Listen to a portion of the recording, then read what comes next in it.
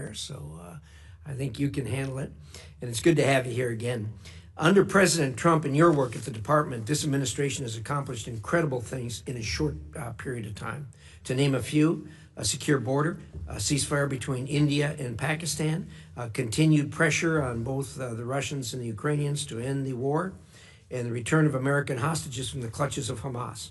You've instituted a return to the Office for States employees and a return to a merit-based hiring system, ensuring the department can deliver for the American people.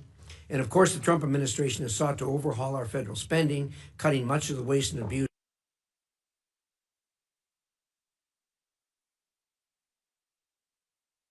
Main concentrations we have of the view is the fact that we're going upside down $1 trillion every 150 or so days. You've done all of these things while maintaining our strong presence abroad. This committee has worked hard in a bipartisan manner to approve 31 nominees for posts here and overseas to make sure you have the staff you need. And we continue to do so because you can't be everywhere at once, and the U.S. must have high-level representation on the world stage. This is important because we face threats from all across the globe. Actors from China to Russia, from North Korea to Iran have united in an authoritarian axis bent on weakening the United States. I believe China is America's greatest long-term competitor. But the previous administration treated China like an ally we disagreed with rather than an aggressor that takes advantage of America and our allies at every level. The Chinese government is fundamentally different from the United States. Where America promotes free markets and innovation, the CCP clamps down on businesses and steals American intellectual property. Where we believe that every person has God-given rights, the Chinese government commits genocide against Uyghurs and other minorities in China and harasses dissidents here in America. We want to work with you to ensure you have the tools you need to counter Chinese influence, including through the Development Finance Corporation and the Millennial Challenge Corporation. To truly counter China, we need to catalyze private sector growth worldwide where we can. As you know, China is not the only threat. Over the last decade, particularly in the last 3 years, Putin's aggression has created the largest security crisis in Europe since the Second World War. President Trump is working diligently to help end this conflict. We need to keep pushing our European allies to increase cooperation on security. Some have already boosted their defense spending to 5%, but many still need to take stronger steps to confront the threats they face from Russia. In the Middle East, even after the president's successful trip, tensions remain high.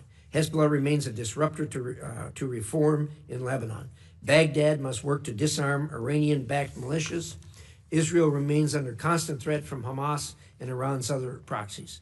And we all hope Syria's government lives up to the opportunity you and the president have given the country with sanctions relief. Meanwhile, the maximum pressure campaign this administration is reinstating on Iran is very promising. We stand a real chance at bringing greater stability to the Middle East. I know you and the president will continue this important work. Finally, I greatly appreciate President Trump's efforts to address long-standing issues with our foreign military sales process. Rebuilding our defense industrial base is critical to America's long-term national security, and FMS reform can play a vital role in that effort. However, I should note that many of the problems that plague the FMS process are the result of less than desirable policies and practices at the Department of Defense. It is in our interest to expand our defense production capacity and deliver needed capabilities to our allies. This committee has always worked closely with the administration on foreign military sales, and I know this will continue under your leadership. Secretary Rubio, as you and President Trump remake the State Department, I hope you'll consider this committee a partner and closely collaborate with us. As you bring the department into the 21st century through thoughtful reforms, I hope to finally see implementation of my Secure Embassies Construction Counterterrorism Act and Mission in a Box Act. These laws will help build new embassies easier, faster, and more cost-effectively, consequently freeing our personnel to conduct diplomacy abroad that advances American interests while better positioning the U.S. government to outcompete adversaries like China. Everyone who sits or has sat on this dais, including you, cares deeply about America's standing in the world. I look forward to hearing your vision for the ongoing State Department reorganization and how it will protect our national security interests. Thank you again for coming today. Again, a warm welcome, Senator Shaheen. Thank you, Mr. Chairman. Secretary Rubio, welcome back. 4 months ago, you sat in that chair and you said that China is, quote, the most potent and dangerous near-peer adversary this nation has ever confronted.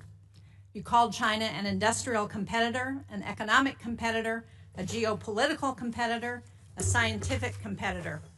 I believe you were right.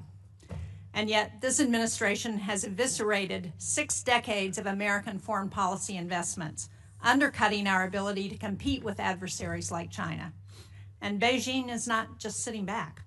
As Elon Musk took a chainsaw to USAID and you proposed cutting 83% of foreign assistance programs, China has promised increasing its diplomatic budget by 8.4%. As we move to reduce our diplomatic workforce and discuss closing U.S. embassies, China has more diplomatic missions than any other nation on earth. And as the U.S. canceled PEPFAR, our most successful program fighting HIV/AIDS, China has been happy to replace our global health efforts across Africa and Asia. As this administration distracts from serious national security issues with threats against Panama and Greenland, Xi Jinping has welcomed Brazil's president and other Latin American leaders pledging more than $9 billion in investments. And as the U.S. has shuttered Voice of America and Radio Free Asia and crippled the State Department's ability to counter foreign propaganda, China pours billions into propaganda, spreading lies and eroding trust in the U.S. As this administration imposes tariffs on our closest allies, China is courting them in Europe, in Asia, and in our own hemisphere. Beijing is making the case that they are, and the term they are using is frightening, they are a more reliable partner than the United States. And it's not just our allies. Xi is deep in ties with Putin, shielding the Russian economy from sanctions. Because of that, and because President Trump has given away our leverage, Putin doesn't feel pressure to agree to a ceasefire in Ukraine. And for all the administration's talk, for all Elon Musk's promises, according to reports, DOGE has not saved a dime. CBS News reports that the federal government has spent $200 billion more in its first 100 days than it did last year. And according to the Partnership for Public Service, DOGE's cuts might cost American taxpayers $135 billion this year. This is in addition to the costs to American families and businesses stemming from the president's trade war. I recently met with a New Hampshire company that provides ball bearings to the aerospace industry. They do a lot of their business with defense. Their lead time for steel has gone from 20 weeks to 2.5 years because of the tariffs on steel. We can't support our defense industry with a 2.5-year lead time on steel. According to the Yale Budget Lab, consumers face an overall tariff rate of 17.8%, which is the highest since 1934. That's $2,800 per household each year. And these tariffs amount to the largest tax increase during peacetime in U.S. history. 4 months ago, Mr. Secretary, you said we were going to be safer, stronger, and more prosperous. But whether it's President Trump's deals with the Sinaloa cartel to let cartel members into the United States, or watching masked agents abduct a Tufts college student, I don't feel safer. With Canadians canceling summer trips to New Hampshire and hurting our tourism industry, I don't feel more prosperous. And after traveling to Ukraine and visiting the graves of people who were massacred on the orders of a Russian president, this administration has bent over backwards to please, I don't feel more secure. To your credit, Mr. Secretary, your trip and the statement from President Trump that he will be lifting sanctions on Syria was welcome news. And you've worked to restart some programs and grant waivers to others. But contrary to what we've heard, life-saving health and humanitarian aid is still not flowing in any meaningful way. My staff was just in Africa. We have photos of the empty shelves and closed down clinics. We were promised a golden age for America. But instead, our disease surveillance programs are down, our counterterrorism programs are in chaos, the ceasefire in Gaza has ended and fighting has begun again, and we have unilaterally disarmed against some of our most dangerous adversaries. You know, one of the things that I'll never forget in the past 4 months is my trip to Ukraine, where we stopped in Poland, which has been one of the most pro-American countries in the world. But because of the cuts and the stop work orders, we met with one civil society leader who was working with Ukrainian refugees.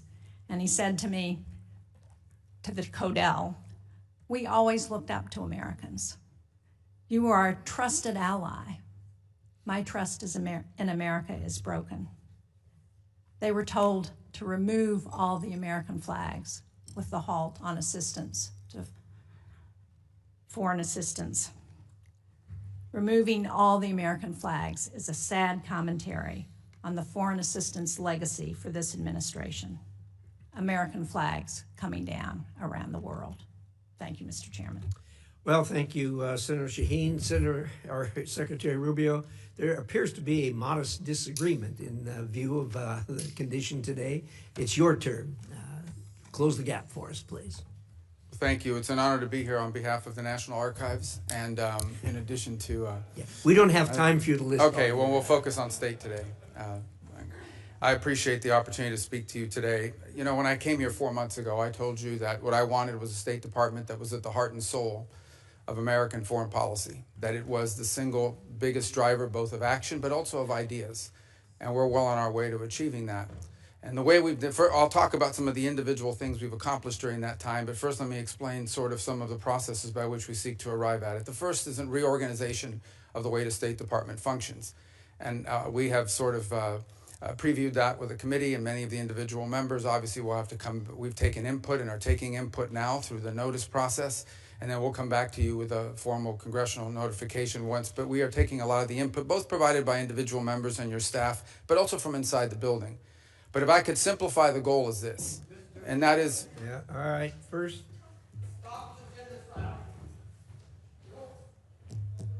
Carry on.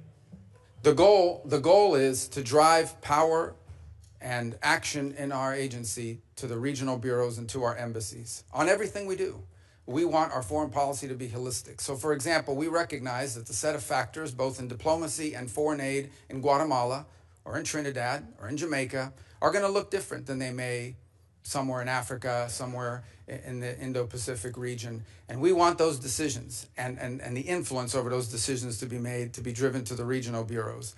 And so what we've done is we've taken a lot of the functional bureaus and functional processes and moved them under the purview of the regional bureaus and the career individuals that serve there, and ultimately down to the embassy. One of our first tests, Senator Shaheen, is going to be in Syria. We don't have an embassy in Syria. It's operating out of Turkey. But we need to help them. We want to help that government succeed, because the alternative is full-scale civil war and chaos, which would, of course, destabilize the entire region. And we are going to allow our people on the ground, both our embassy personnel at the Damascus embassy located in Turkey, and for the short period of time, at least, or in the interim, our ambassador in Turkey, to work with local officials there to make determinations about what kind of aid they need. Is it humanitarian? Is it improving law enforcement or governance functions? We think it's going to be the first test of this new model, but I strongly believe that our decisions and the power to drive decisions and the decisions and the inputs that we're taking have to be driven in many cases from the bottom up, not from the top down, and focused on the fact that there is unique sets of factors in individual parts of the world that require different priorities and attention. And ultimately, foreign policy, mature foreign policy, requires a balancing of interests. That's just a fact. Okay, our human rights agenda is going to look different in certain parts of the world than it will in others. That doesn't mean that we as a people have abandoned it.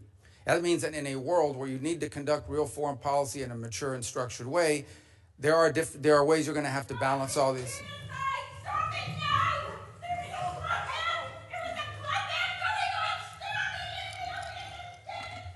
Actually, Senator Rubio, we're making progress. There's protesting in English now. Oh, remember that? Yeah. Remember last time.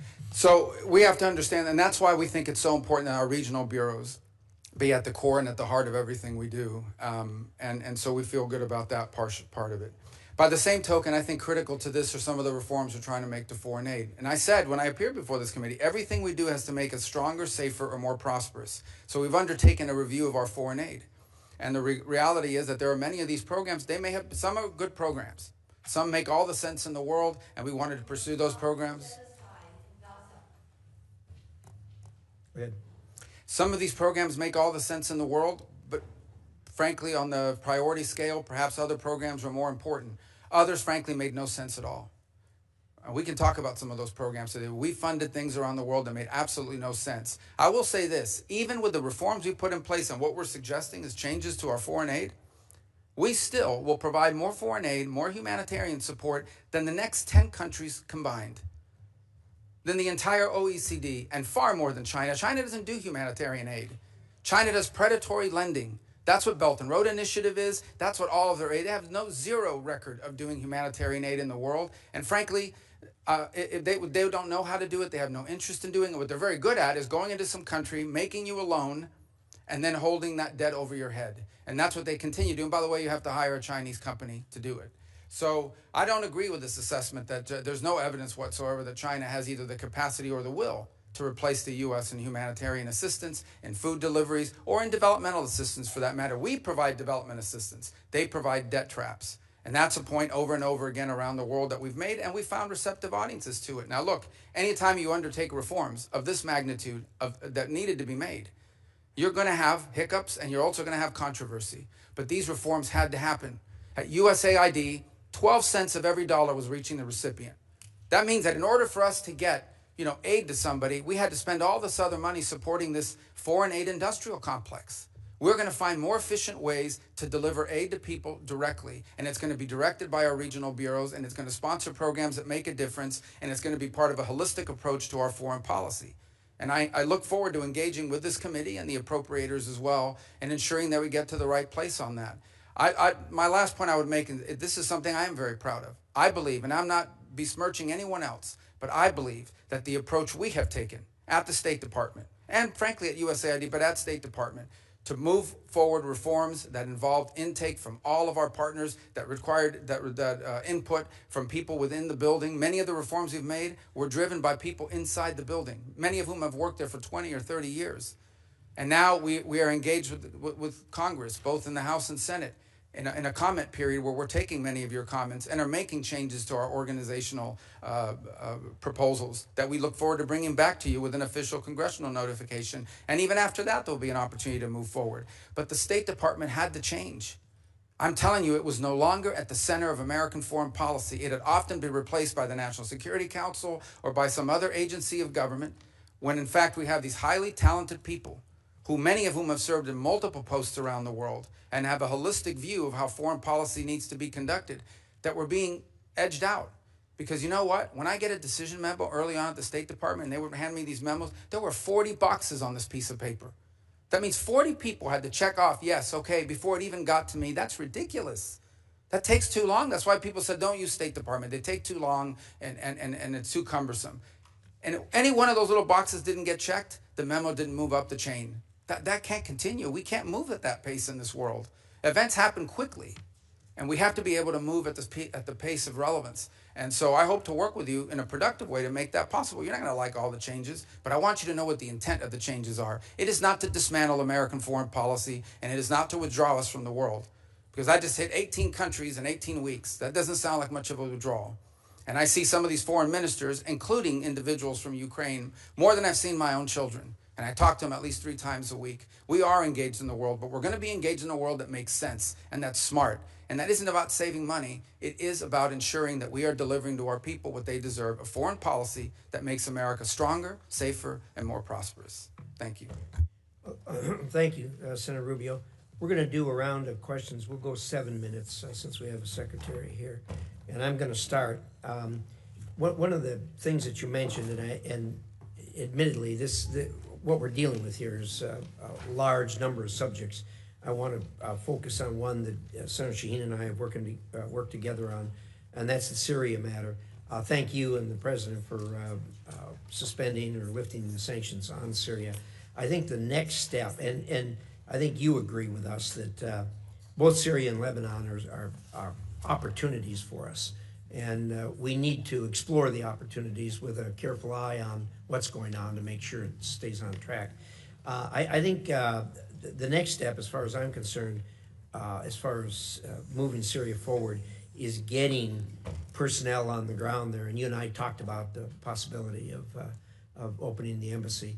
And I understand that this isn't a classified setting, but can you maybe describe for us the challenges of opening the embassy, why we haven't done it to this point, staying within the bounds of the Yeah, well, it's entirely driven by security concerns. By the way, it's not the transitional authorities. We don't think they would harm us, but there are other elements on the ground in Syria that we have to be able to protect our important people. point. And there are the ability, you don't just have to be able to get people in, you have to be able to get people out. We have all kinds of requirements that are there for a reason. If someone is hurt, do you have a medical evacuation plan? Can you secure a facility from an attack from an armed group, many of whom are still running loose in the country, unfortunately? It's one of the fundamental challenges the transitional authority is facing. On the broader point of Syria, I would say when Syria, if you look at the history of the region, when Syria is unstable, the region becomes unstable. And this has certainly been true after the Arab Spring led to the Assad rebellion against Assad, and that really destabilized the entire region. And then it turned Syria, frankly, into a playground for jihadist groups, including ISIS and others that used it to operate and to destabilize their partners. So you have this change in December. And my view, which I've discussed with many of you individually, is the bad news is that the transitional authority figures, they didn't pass their background check with the FBI, okay? They've got a tough history and one that we understand. But on the flip side of it is, if we engage them, it may work out, it may not work out. If we did not engage them, it was guaranteed to not work out. In fact, it is our assessment that, frankly, the transitional authority, given the challenges they're facing, are maybe weeks, not many months, away from potential collapse and a full-scale civil war of epic proportions, basically the country splitting up. The good news is that there is a Syrian national identity. It is one of the places in the Middle East where Alawis and Druze and Christians and Sunni and Shia have lived and Kurds have lived alongside each other underneath the banner of a Syrian identity until it was broken by a butcher, Assad, who pitted them against each other. So they face a number of challenges. The first is they are dealing with deep internal distrust in that country because Assad deliberately pitted these groups against each other. He claimed to be the protector of the Alawis and the Christians and pitted them against the Druze or whoever else he wanted to, and the result is a deep level of distrust. The second is the displacement, upwards of 6, 7, 8 million Syrians living abroad. Very successful, by the way, in the countries they go to. But we need to figure out how we can enable the transitional authority to create an environment where they come back home, where they can come back to their homes, where they can help rebuild their economy. But what prompted the president to move quickly on sanctions? Because we had a plan. We engaged with the foreign minister at the UN here in New York. We gave him a visa to come into the country. We allowed their finance minister to come to World Bank meetings here in Washington, D.C. The next step was I was going to meet with the foreign minister, and some of you may have met with him already at Munich, but I was going to meet with him in Turkey at the NATO gathering. But the president had an opportunity to meet with al-Shara, and frankly, he made a bold decision. I'll do it. I'll meet with them under the Saudis and the Turks that encourage that. And the rationale and the reason is we need to, right now, the most important thing is that partnering nations, the nations in the region want to get aid in, want to start helping them, and they can't because they're afraid of our sanctions. So they don't. The lifting of the sanctions, its most immediate impact will be to allow neighboring countries to begin to assist the transitional authority to build governance mechanisms that allow them to actually establish a government, unify the armed forces under one banner and the like.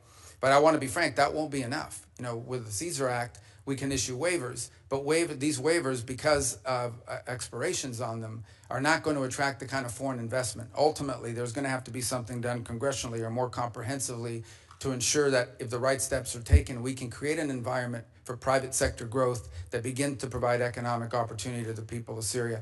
But one last point I would make is the outcome in Syria will have a deep impact on what happens inside of Lebanon, because Lebanon too has been hurt by a combination of clashes at the border, but also they've had to assume responsibility for some of these Syrian refugees. We believe that, by the way. So the combination, if you think about a region, let's say 2 years from now, where Syria and Lebanon are stable, that opens up incredible opportunities around the region for all kinds of peace and security and the end of conflicts and wars. Obviously, this is a big task. It's big picture thinking, but it's a historic opportunity and one that we are obligated to try to explore and see if we can make it work. Thank you. I appreciate that, and I think we're in full agreement with this, and it is a conundrum as far as the sanctions are concerned. We've got the 6 month, but as you say, the future, it's hard to predict the future since it hasn't happened yet, as Yogi Berra used to say. And there are real issues and risks in the future. We can take it a step at a time. You issued a visa to the foreign minister. Senator Shaheen and I met with the foreign minister in Munich. You issued him a visa to come to New York, which was important to meet with other heads of state. Do you have the ability to do that for the president also? Sure. I mean, we could, and there may be an opportunity to do that come the General Assembly of the United Nations. Yeah, probably will be, and I think that's important. Let me, we do hear a lot of complaining and renting of garments over cuts here and there on our foreign assistance. But the number you laid out is absolutely stunning. That the United States contributes more to foreign aid than the next 10 countries put together. I mean, that's an absolutely stunning number. So I guess what you're telling us before we feel too guilty about it, that we need to look around and compliment ourselves for what we are actually doing and have been doing for a long time. Fair statement? Yeah, there's no doubt. And we want to do it in a smarter, more targeted way. Lastly, let me give you a minute on PEPFAR. People talk a lot about the cutting in PEPFAR. And I think virtually everyone here supports PEPFAR. But you've done some things to it to make it better. Can you give us a short dissertation on that? Very short, please. 85% of PEPFAR is functional right now. I know there was some hiccups on the payment systems, not the waivers, the payment systems, because it goes to Treasury. Treasury has to push the money out. And there were some hiccups, which I acknowledged in conversations with many of you, but we have fixed that program and the money's flowing. So 85% of PEPFAR is functioning and is operating. There was reduction in about 15% of or individual pieces of the program, but PEPFAR today stands at 85% of functionality. And when I hear these stories about, well, the money's like, we're moving money out of the building every single day, 20 million one day, 35 million the other. I mean, money is moving out the door. It's going to somebody. Some of it is going to pay for work that was conducted in December, January, February before the freeze. So we are paying back invoices on some of them. But most of it, a lot of it, is going towards ongoing programmatic activities that are approved and that we've either through a waiver and or approval process are moving forward on. Thank you. Appreciate that. Senator Shaheen. Thank you, Mr. Secretary. I have a number of questions, but I first want to go back to what you had to say about China, because I agree that their efforts are predatory. But I think somebody may be missing what they are doing in response to our ceasing of foreign assistance in places. And Mr. Chairman, for the record, I'd like to submit this fact sheet. The PRC supporting international assistance as U.S. withdraws. It's dated April 29th. And just to give you a few examples, earlier this month, General Michael Langley, who's the commander of U.S. Africa Command, I sit on the Armed Services Committee, and when we asked him about the end to specific USAID programs, he stated that the PRC is trying to replicate, in quotes, specific USAID programs in Africa that the Trump administration cut, including PEPFAR. And I mean, there are several pages of these examples. Another one is in Cambodia. After the U.S. terminated $2 million in demining programming in Cambodia, the PRC immediately announced $4.4 million to expand its own demining programs. The PRC also recently stepped in to fund child literacy and nutrition programs previously supported by USAID. So we can pretend that China is not doing these things and picking up and promoting themselves as a reliable partner when the United States is not. But we have specific examples that show where this is happening. But I want to move to Ukraine because we heard the conversation that the president had with Vladimir Putin, the phone conversation where Putin didn't agree to any meaningful negotiation that would end this war in Ukraine. As President Trump has admitted, Vladimir Putin is taking him for a ride. Now, we have a bipartisan bill in the Senate that's led by Lindsey Graham. It has 80 sponsors. I understand that the House members are ready to take this up on a discharge petition if we pass it out of the Senate.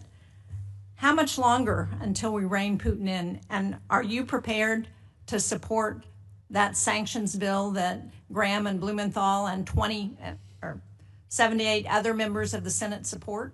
Well, let me answer your last question first, and that is about the bill. We obviously can't control what Congress does, and we've told the Russians this. Not now, 6-8 weeks ago. I believe, Senator Shaheen, you were involved in a conversation that made it clear to the Russians what would happen if there was no progress made. And that's been repeated multiple times. I would also make this point, and it's important. Every single sanction, not one sanction has been lifted on the Russians. Every single sanction that was in place under the previous administration remains in place.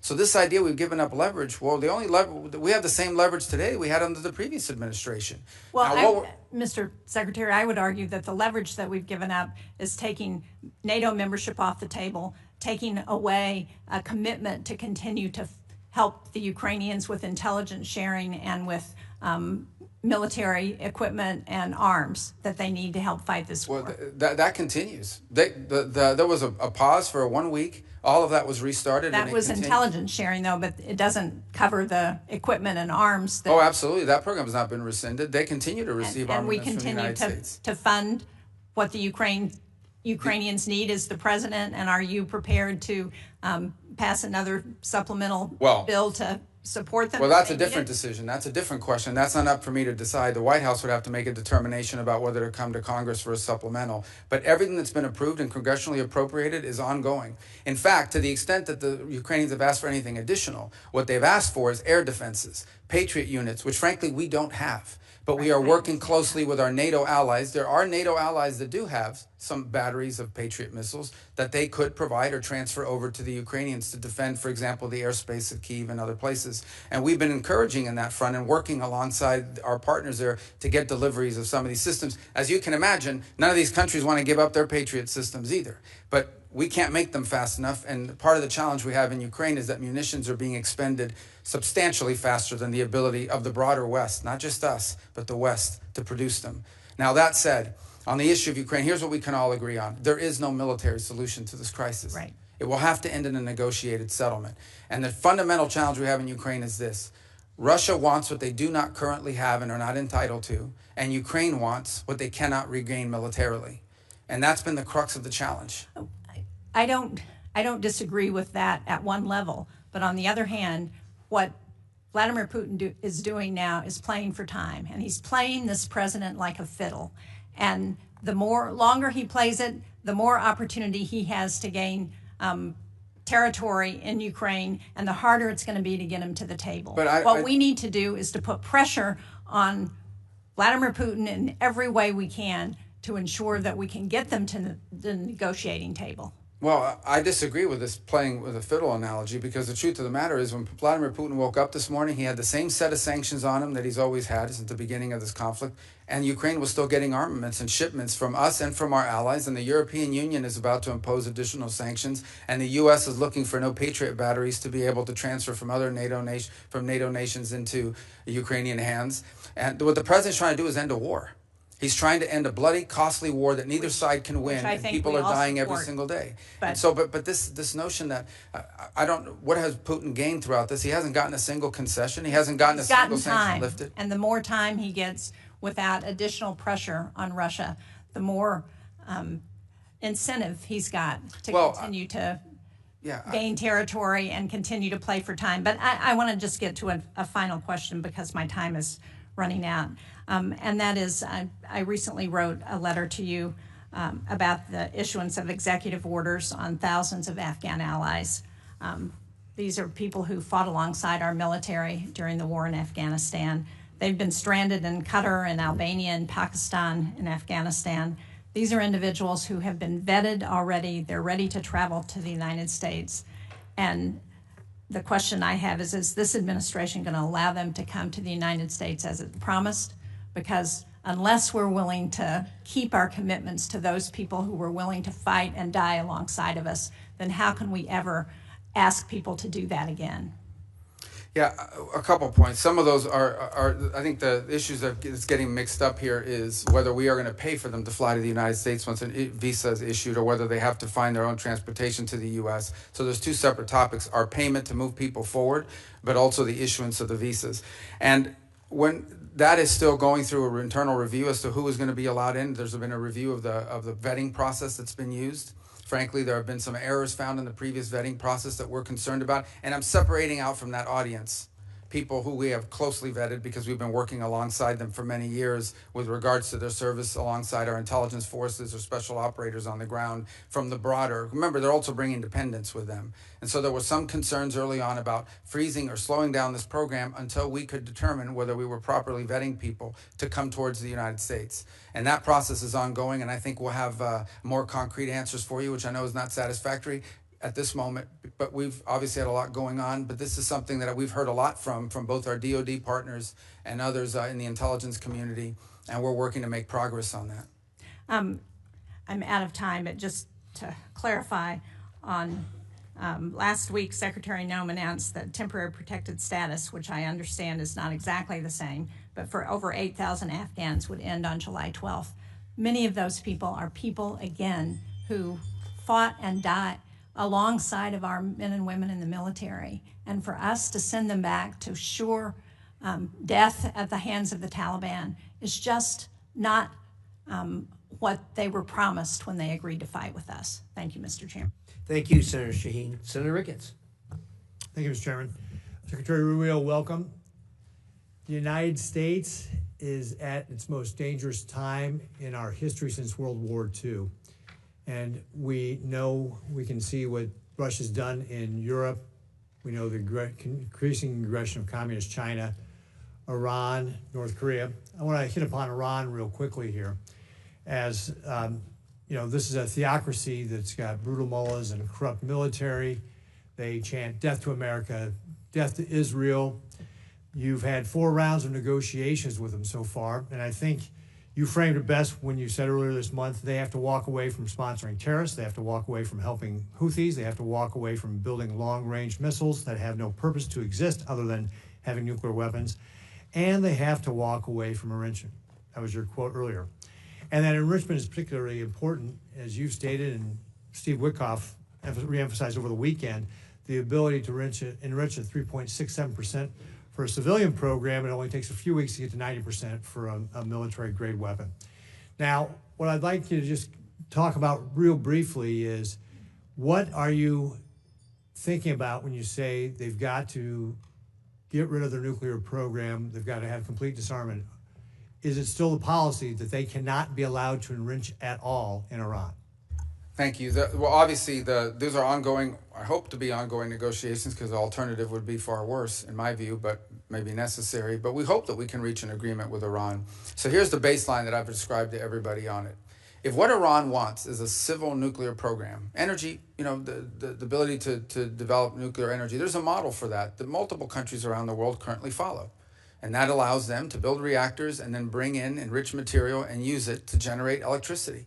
And that's a model that will be available to Iran potentially if they choose to take it. If, on the other hand, they want to retain enrichment capability. And I just described this because if anyone's watching this or in the future, this can get a little complex. All of you understand it, but for the general public, it's important when you get into the details of this. Once you know how to enrich at any level, all you need is time to be able to enrich at a higher level. And they've already proven the ability to enrich at a higher level. In fact, they have and are doing so now. In fact, their legislative branch passed a law requiring them to break JCPOA and enrich way beyond, almost well beyond 60%. So you're absolutely right. About 90% of the work of enrichment is getting to that 3.67 level. After that, the rest of it is just a matter of time, not to mention what the gap is from the 20% for medical isotopes, which is the other thing they insist upon. So the Iranian position is that they don't just want energy. They claim that enrichment is a matter of national pride. It is our view that they want enrichment as a deterrent. They believe that it makes them a threshold nuclear power and as a result becomes untouchable. And that is the crux of the situation we're facing right now. And there are other actors, and I won't go much deeper into it, but there are other nation states in the region that are also range from uncomfortable all the way to view as an existential threat the belief that Iran could ever be in a position of maintaining its enrichment capability in the long term that could quickly be weaponized. So that is the basis upon which we are negotiating with the Iranians. Our hope is that we can encourage them to show them a path towards prosperity and peace that allow them to develop their economy, that allow them, if they want, to have a civil nuclear energy program like other countries around the world have without enrichment. And it's our hope we can encourage them in that direction. The president has been very clear, and I won't elaborate any further, that they are never going to get a nuclear weapon. That is not going to happen. But I much prefer, and I would venture to guess all of you would much prefer, if we could reach an arrangement where they agree to this off-ramp, to this pathway towards prosperity and peace, as opposed to the road they have been on for the last 20 years. And it will not be easy, but that's the process we're engaged in now. Right, thanks. So let's go to communist China, because they're the greatest existential threat that we face as a nation. We both agreed last time you were before this committee that we need an all-of-government, not just an all-government, but we also need an all-of-society approach on how we face communist China. This was illustrated in a recent tabletop exercise that I did with Sarah Coons and others in them, talking about contingency where Beijing tries to do an energy quarantine on Taiwan to force them to capitulate. And obviously unlocking Americans' energy is one of the ways that we can help counter this with LNG and biofuels, some of our strongest tools to be able to help our allies and partners. Cutting red tape, unleashing American energy in the private sector, we're positioned to be an energy supplier here of choice. But we need the infrastructure in place, and that includes having a West Coast LNG terminal. Can you talk a little bit about what you're thinking about when it comes to this type of contingency with regard to an energy quarantine in Taiwan and how the administration would approach that? Well, first of all, it would be devastating. The U.S., as you know, has agreements in place and assurances it's made on maintaining the status quo in that region, and those will remain viable without trying to be alarmist here. We know what those are, and we hope that never happens. But I think the broader issue that you touch upon, which I don't think is widely understood, again, members of the committee who follows this closely understand it, but more broadly, is the dangerous imbalance that has developed between China and the rest of the world on a number of fronts. The first is on access to rare earth minerals, which they have secured access rights all over the world on virtually every continent. They are predominant and or leading in their access. And it's one of the points of frustration that I have. You go to a country and you see how much money we've given in humanitarian aid, but when it comes to rare earth mineral rights and exploited, rights to natural resources, it's all on the Chinese side. So where's the connection between the aid we give to help countries survive and the fact that the Chinese are going in and somehow from these governments, bribery or otherwise, getting a hold of all these rare earth minerals and leases and contracts all over the place, not just in Africa, in Latin America, all over the place. The second is processing. They process all these rare earth elements. So we are literally, if they decide one day we're going to cut the world off, and they've threatened to do so to some extent with these trade negotiations, you won't be able to build an engine in this country. You won't be able to build a rocket or any of the things that we use in daily life. This is a very dangerous situation that's developed that has to be addressed as well. A lot of it will require domestic changes in our own country and building up our own domestic capabilities, for example, to refine rare earth minerals and to process, but also just to make things. Pharmaceuticals, another dangerous imbalance. We were, all this talk about them getting close to the Europeans, they're dumping on the European market. They're dumping electric cars. They're dumping all kinds of products because they're overproducing. They don't consume. So they dump all these products onto the European marketplace. But you know what the Europeans are very concerned about? The Italians in particular. They used to lead the world in pharmaceuticals, at least in the precursors and the key elements and the basic ingredients. Now the Chinese dominate 80-something% of that industry. They could cut off our medicine. So I think when you talk about energy, I could apply that to a host of critical industries in the 21st century. If we don't address that imbalance, which is what we're hoping to do with some of the trade proposals, but also domestic matters that the administration is taking on, we're going to be in real tough shape here very soon if we're not already. Thank you very much, Mr. Secretary. I see my time is up, but I look forward to continuing to talk with you about how we can create this all-of-society strategy to be able to fight back against communist China, because you just laid out a lot of the things that we're at risk at, and we have to have a way to be able to push back on them so that they don't decide to try to take Taiwan by force or try to do an energy quarantine, which could lead to a war which would be devastating for everybody. Thank you, Mr. Chairman. Thank you. A sobering analysis of where we are on the supply chain. Senator Coons. Thank you, Mr. Chairman, Ranking Member. Thank you, Secretary Rubio. Look forward to 2 sessions together today. This afternoon, you'll be in front of the Appropriations Subcommittee. And I think there's going to be some themes across both of these. First, I think we all agree that China poses our single greatest geopolitical threat, and that we have no choice but to deter China across the board and to outcompete China. Senator Ricketts and I just traveled to the Philippines and Taiwan and saw directly the challenges that we face there and regionally. And you've recently had some significant successes: the DRC, Rwanda, peace transition, the avoidance of escalation in India and Pakistan, the opening towards Syria. But I also frankly think that there's been a real lack of coordination and some serious harm to our standing in the world with some of the countries that we have worked most closely with over decades. The DOGE-driven, abrupt, and largely illegal cancellation of billions of dollars of contracts for humanitarian relief and aid, and the disrespect and the dismissal of thousands of AID staff and our NGO partners stands in sharp contrast to the state reorganization process you just presented on in your following. You've submitted plans and proposals. We're having a conversation. You're going to send a congressional notification. We're going to have a hearing. That's the way that the reforming of USAID could have and should have happened. And so I just at the outset had to say, as someone who spent 15 years traveling the world, visiting both our partners and allies, looking at independent or semi-independent agencies like the MCC and the DFC and their role, and visiting NGO partners and the USAID, I reject the broad characterization of them by Elon Musk and DOGE as criminals who were wasting taxpayer money. You've heard across all of us support for PEPFAR, concern about humanitarian relief, and the vision that this is a key strategic asset for us. It's my hope that we'll work together to actually make real a more effective, focused, and sustainable foreign aid component to what STAID does, and sustaining organizations that we help build together, like the MCC, the DFC, and the Global Fragility Act. So let me turn to this for a moment.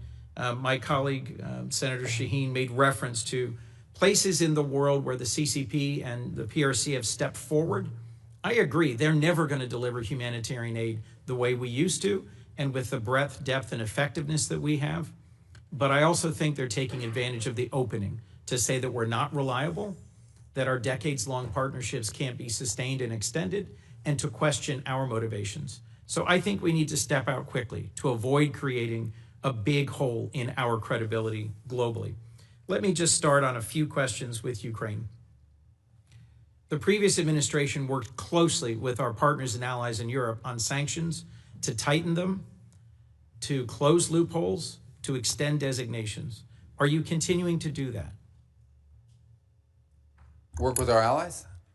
To tighten the Yeah, sanctions? so, well, first of all, the Europeans have their own set of sanctions, and we've coordinated with them very closely. In fact, the president had a call with at least 6 leaders from Europe yesterday. I had meetings with what we call the Quint, that include Italy,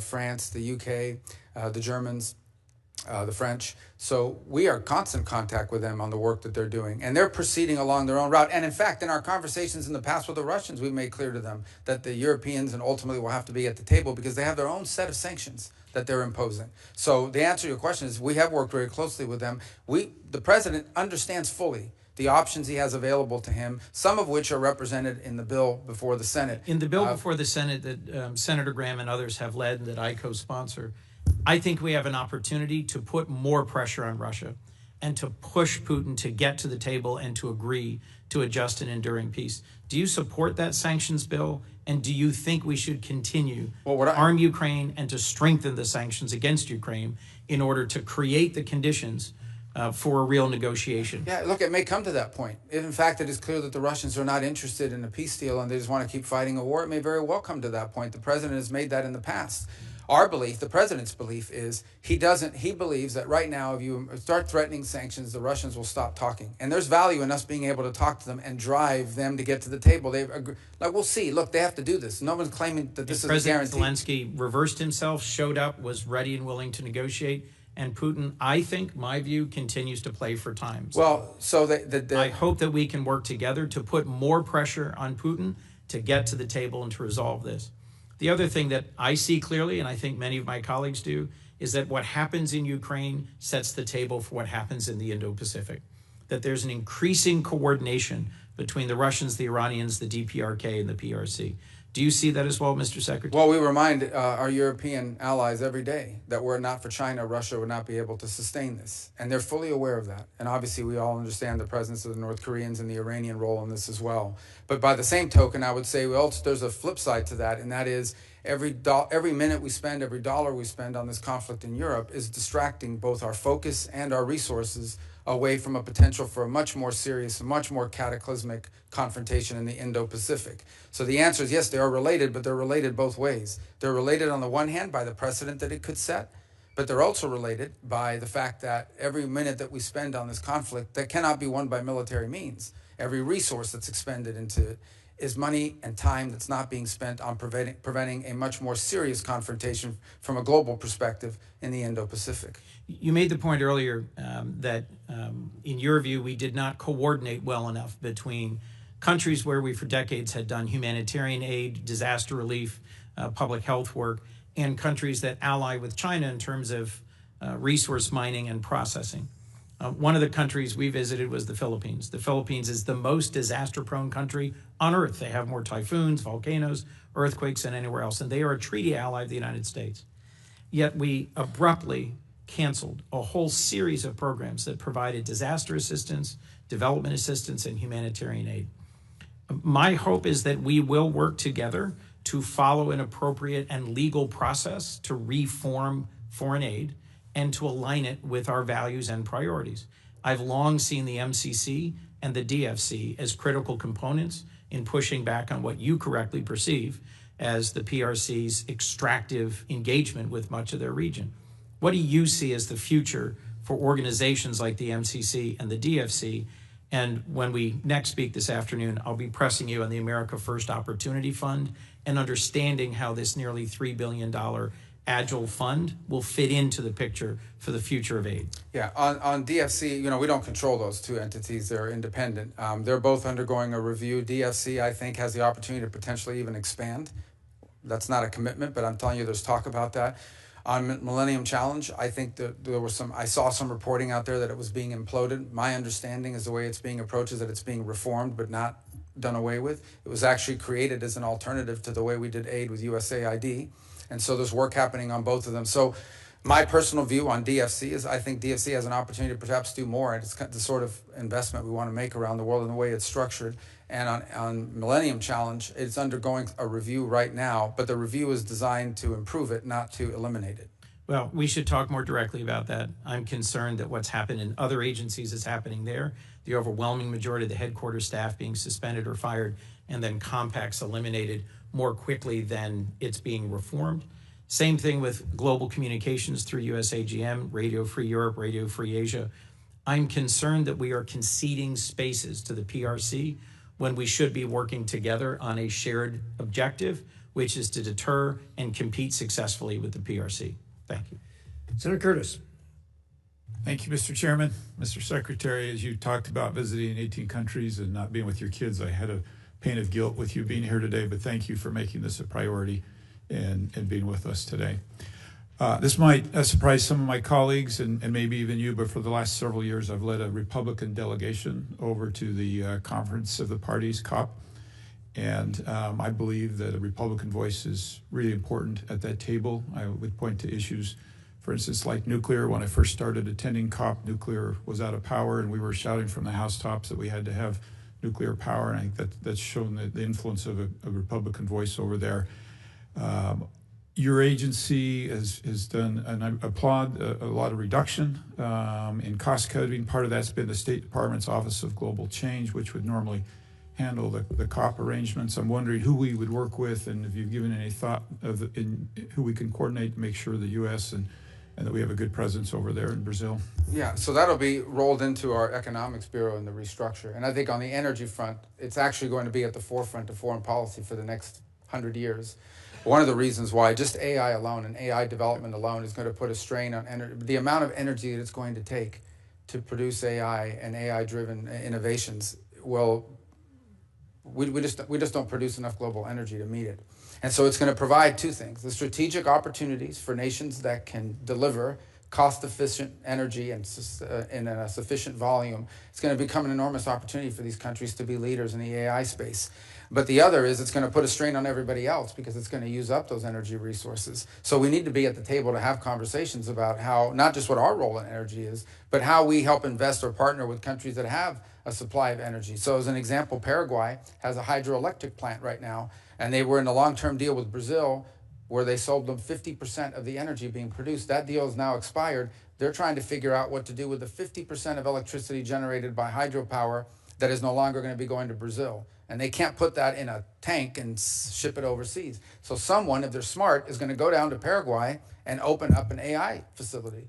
Guyana has just made extraordinary discoveries on natural gas and oil. This is a country that's going to become incredibly rich very quickly and has an opportunity to both invest that wealth to develop their society, but also become a platform for other industries that could help strengthen the region. For the sake of time, I just would love to work with the State Department on that, make sure we have a good presence for that message. I also believe the United States can carry a message that you don't have to give up affordability, you don't have to give up reliability, and we can also be clean.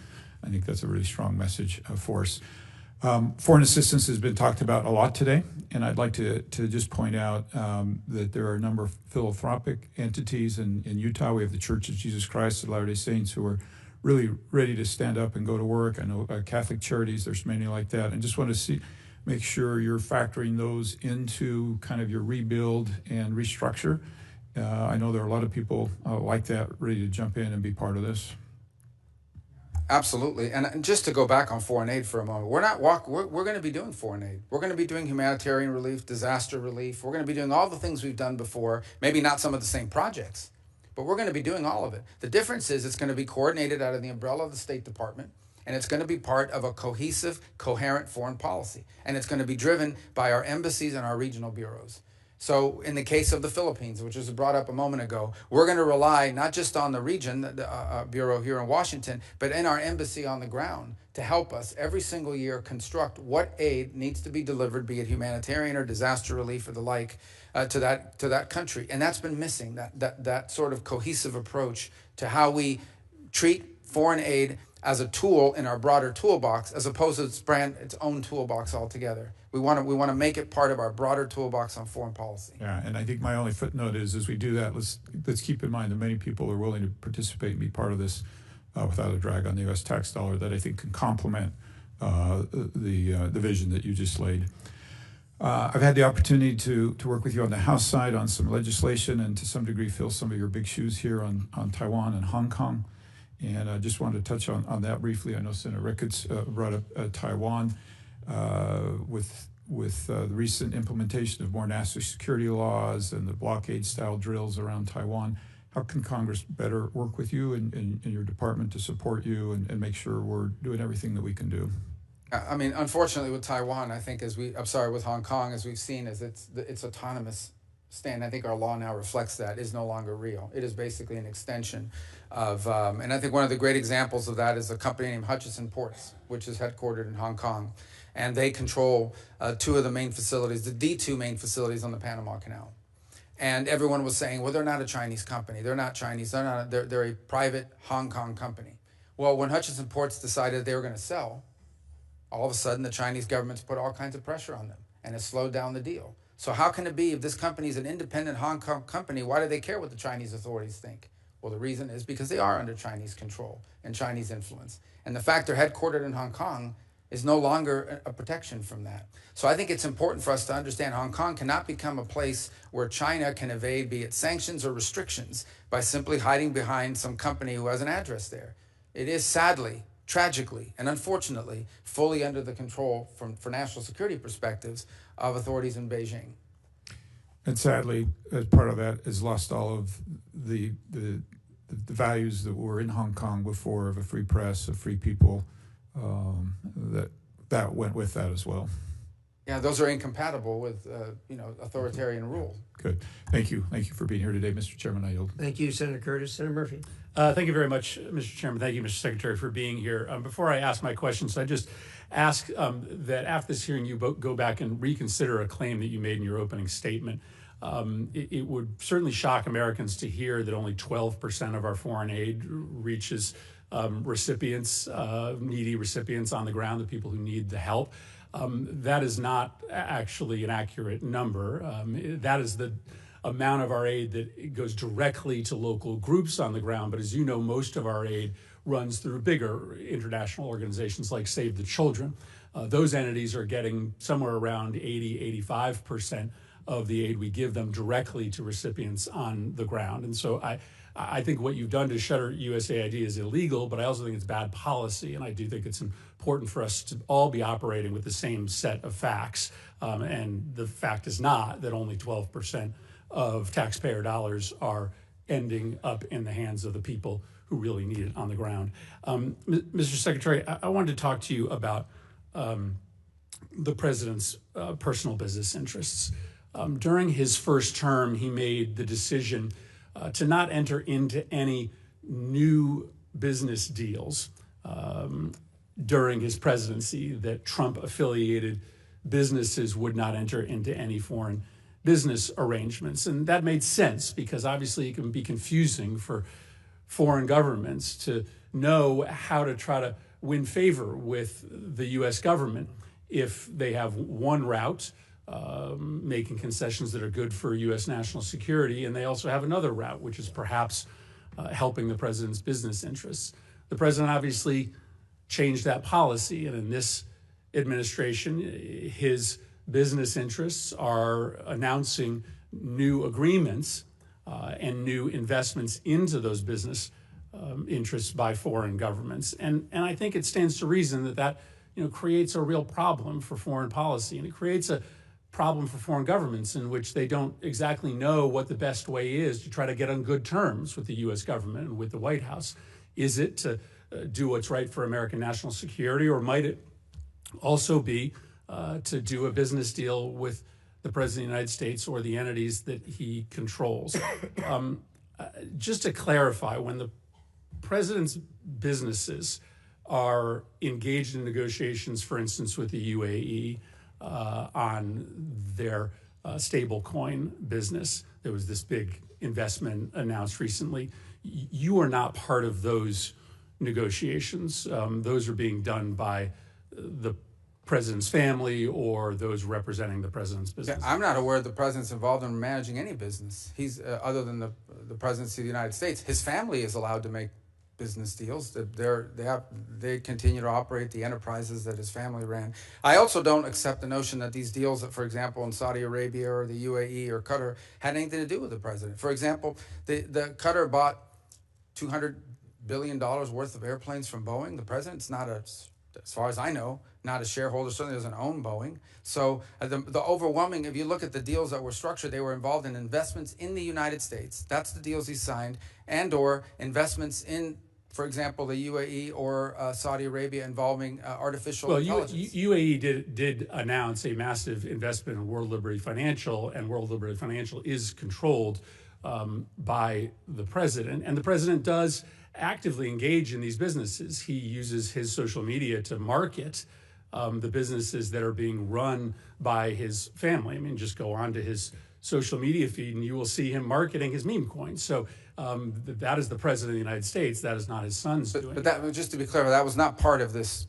That was not an announcement as part of this trade visit that was conducted into the Middle East. Well, whether or not it was made during the time the president was there are obviously business deals being done between Trump entities and these countries. Let me ask you about the one that is probably most confusing to this committee, which is the planned gift of a plane to either the United States government or the president.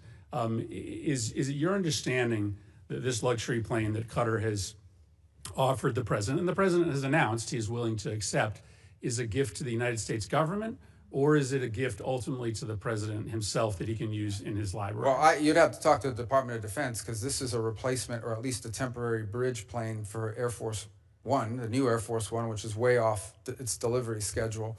And so that would have to be with the Air Force. They operate Air Force One.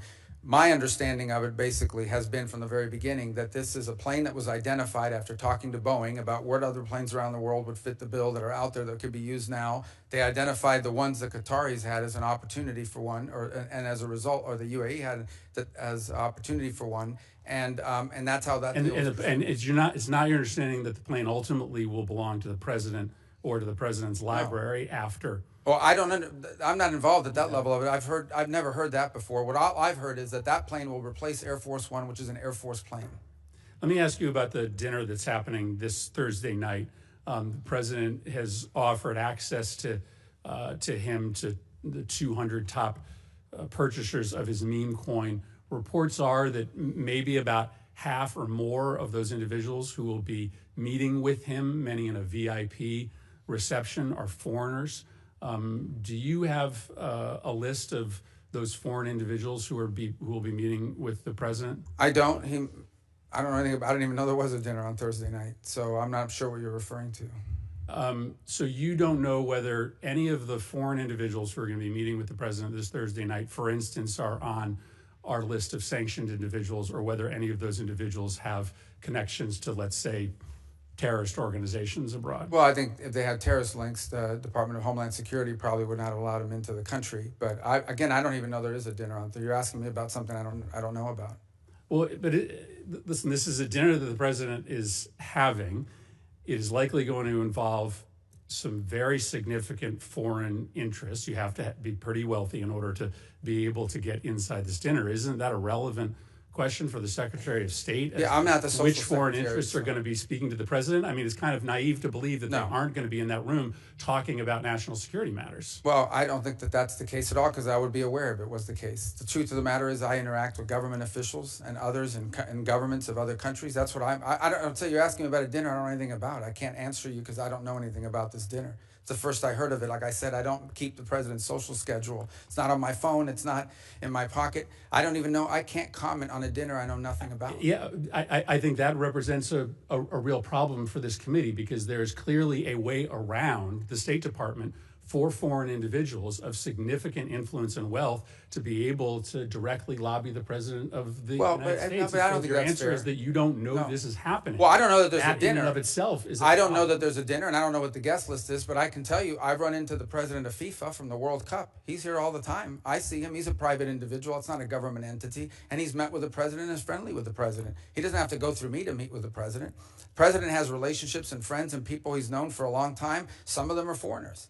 That's not unusual. Yeah, but you're asking me about a known for specific long dinner time. and These are implying nefarious individuals who just impact. bought their I way can't into comment on a meeting on with a the dinner. president. I think you should probably endeavor to get your hands on the list to make sure that there aren't individuals there who are perhaps contravening national security interests that the Well, I don't think Department that's, of I don't State have any is concern about that. prioritizing. Ultimately, I don't have any concern that the president having dinner with someone is going to contravene the national security of the United States. Thank you, Mr. Chairman.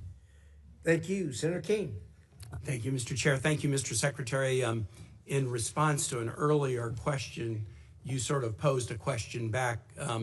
What is one thing that has happened during the Trump administration that has strengthened Vladimir Putin's hand in Ukraine, mentioning that the sanctions were still in place? I just would like to introduce for the record an article dated February 28 from NBC News titled "State Department Terminates U.S. Support of Ukraine Energy Grid Restoration." That'll be entered in the record.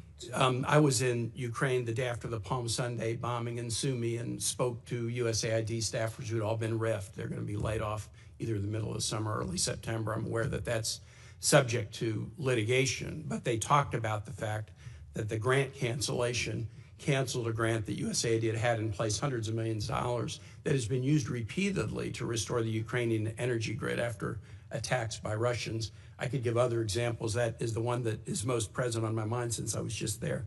Mr. Secretary, I want to ask you about the program. It's the United States Refugee Assistance Program. And this is a program that state is the manager of, but together with other cabinet secretariats, DHS and HHS.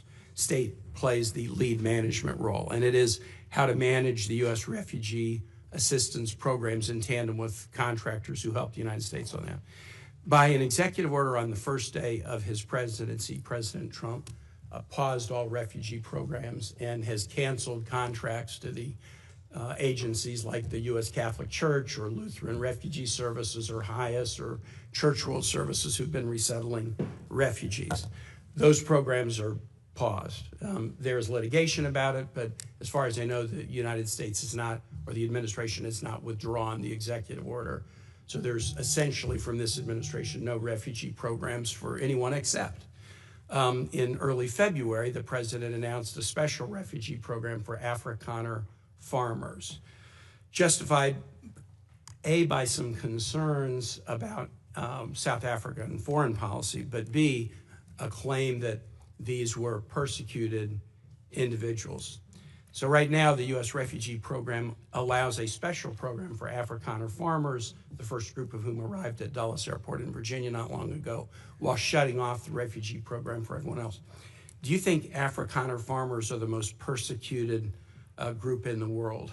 I think those 49 people that came certainly felt they were persecuted, and they've passed every sort of check mark that had to be checked off in terms of meeting the requirements for that. They live in a country where farms are taken and land is taken on a racial basis. Okay. Do you think they're more persecuted than Uyghurs or Rohingyas, or more persecuted than political dissidents in Cuba or Venezuela or Nicaragua, or more persecuted than those who would be threatened should they be returned to Afghanistan by violence by the Taliban? Well, the problem we face there is the volume problem, okay? If you look at all the persecuted people of the world, it's millions of people.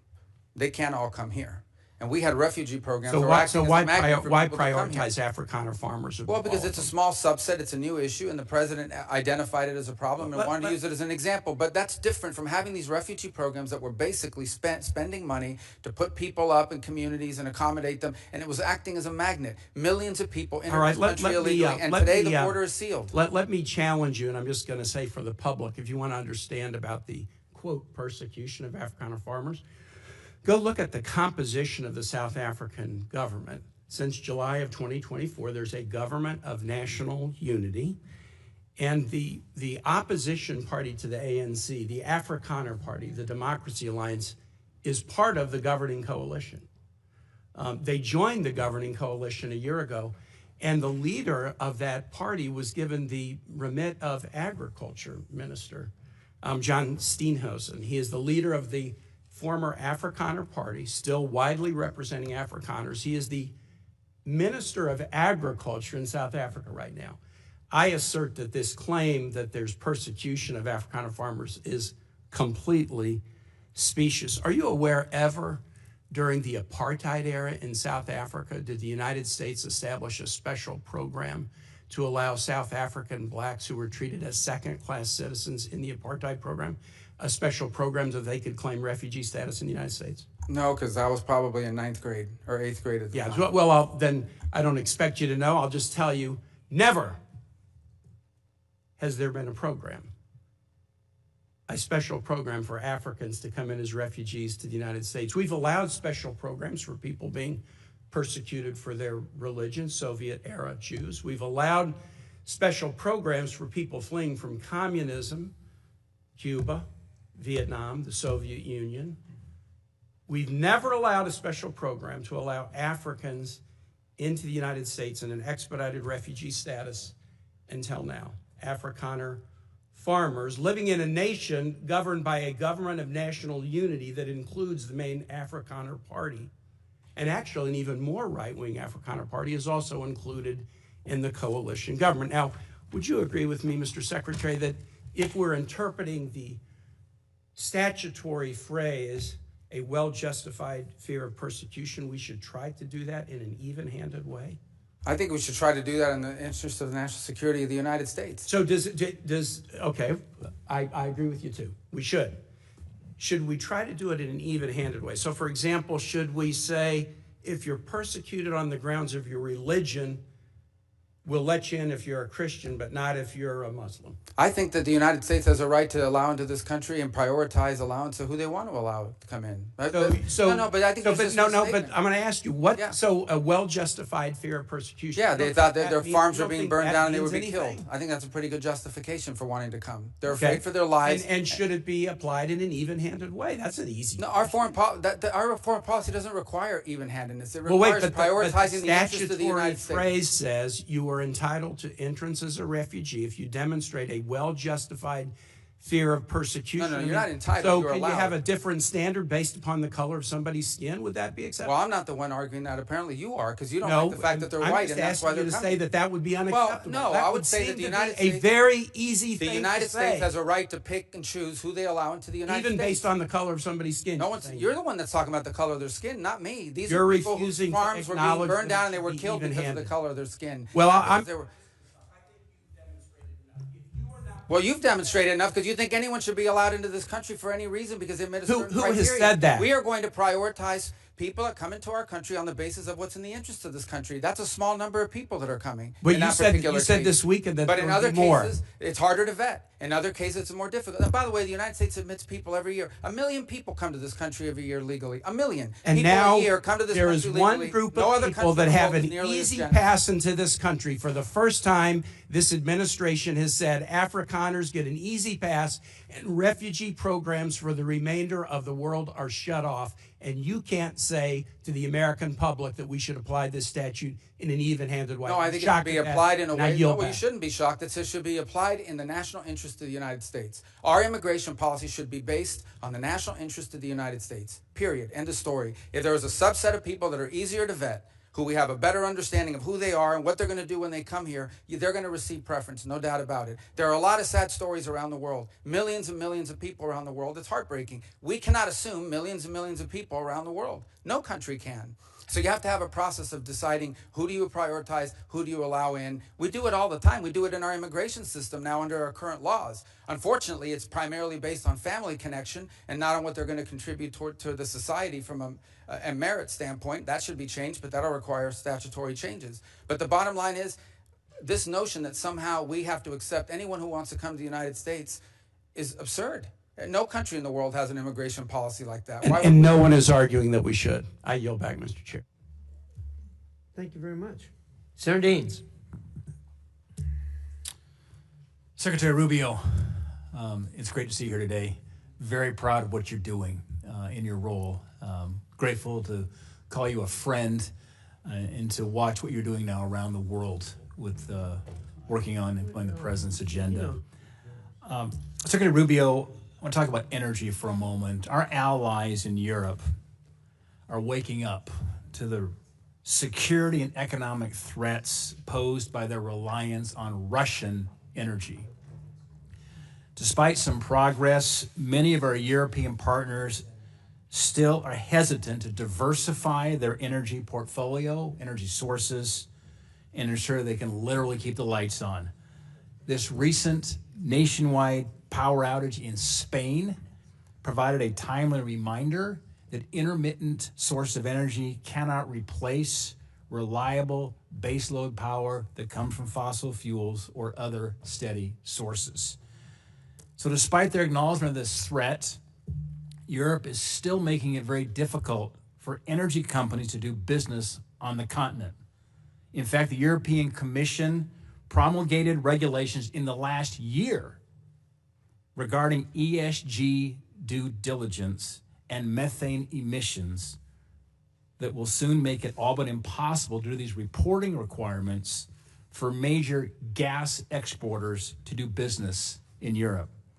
Secretary Rubio, how can you work with our partners in Europe to build a more reasonable, broader, more diverse energy trade and regulatory framework that allows companies to deliver power that Europe so badly needs? Well, obviously, when you talk about the European Union and these individual countries, they have a degree of sovereignty. They'll have to make these decisions. We can certainly, in our conversations with them, remind them of the vulnerability of their energy grid.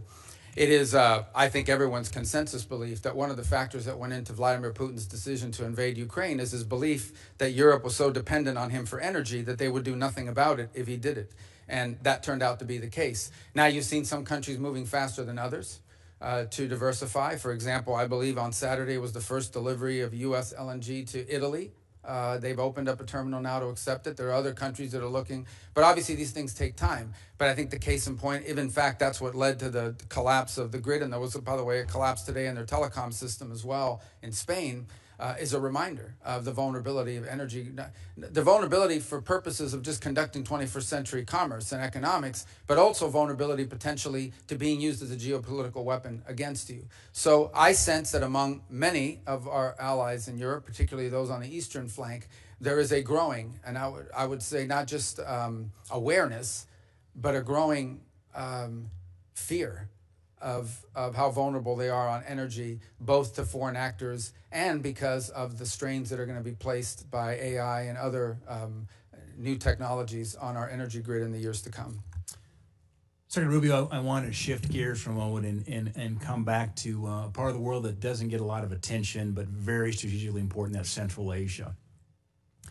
Think about Central Asia, the 5 countries, Kazakhstan, Kyrgyzstan, Uzbekistan, Turkmenistan, Tajikistan. When they wake up in the morning, they look north, they see Russia. They look to the east, they see China. They look south to Afghanistan. They look south and west to Iran. There is great potential that I don't believe is being utilized.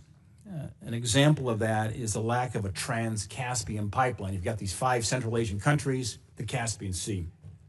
20 miles is all that's needed right now for an interconnector to basically connect Turkmenistan into Azerbaijan and then into the network the gas line pipeline, certainly throughout Europe. It's just 20 miles for that interconnector. Turkmenistan has the 5th largest reserves of natural gas in the world. Huge potential, and obviously with their neighbors of China and Russia and Iran, getting that gas out is a challenge, but there's a path forward through the Caspian Sea. Mr. Secretary, do you believe that completing that 20-mile Caspian interconnector would be in the best interest of the United States and our allies? I think the answer is yes. That's what you're saying. I mean, it sounds to me that way from what you've described. I can't say I'm an expert on those 20 miles, but I could certainly see from your argument, the way you put it forward, that it makes all the sense in the world. And it reminds me, once again, of why we want so much of our foreign policy to be driven at the regional and embassy level. Those are exactly the kinds of opportunities that in a different context, where how we were conducting energy policy would be lost. Those are exactly the kind of opportunities that would be driven from the bottom up. Ideally, we would have embassies and we would have individuals in the bureaus that would identify these operations, and within that bureau be able to operationalize it by conducting energy diplomacy. Potentially, are there American companies or allied companies? I apologize. Are there American companies or allied companies that can contribute to that effort, that can help us to fill that gap and provide the contracting work needed? Yeah, you know, and Secretary, what's fascinating is when you engage those countries, and I was the first U.S. Senator to be in Turkmenistan and Tajikistan in 13 years when I went over there last November. As you can see, energy is a very emotional thing to me. It is, Mark. I get choked up too thinking about it. But they talk about multi-vector diplomacy over there because you've got the Russians and the Chinese who are actively engaged right now, and I think there's a bit of a vacuum as relates to the United States, and we can help fill that vacuum because they want to work with us. They were thrilled with this election in November. I spoke with every one of the Central Asian presidents, each one of them, one-on-one meetings.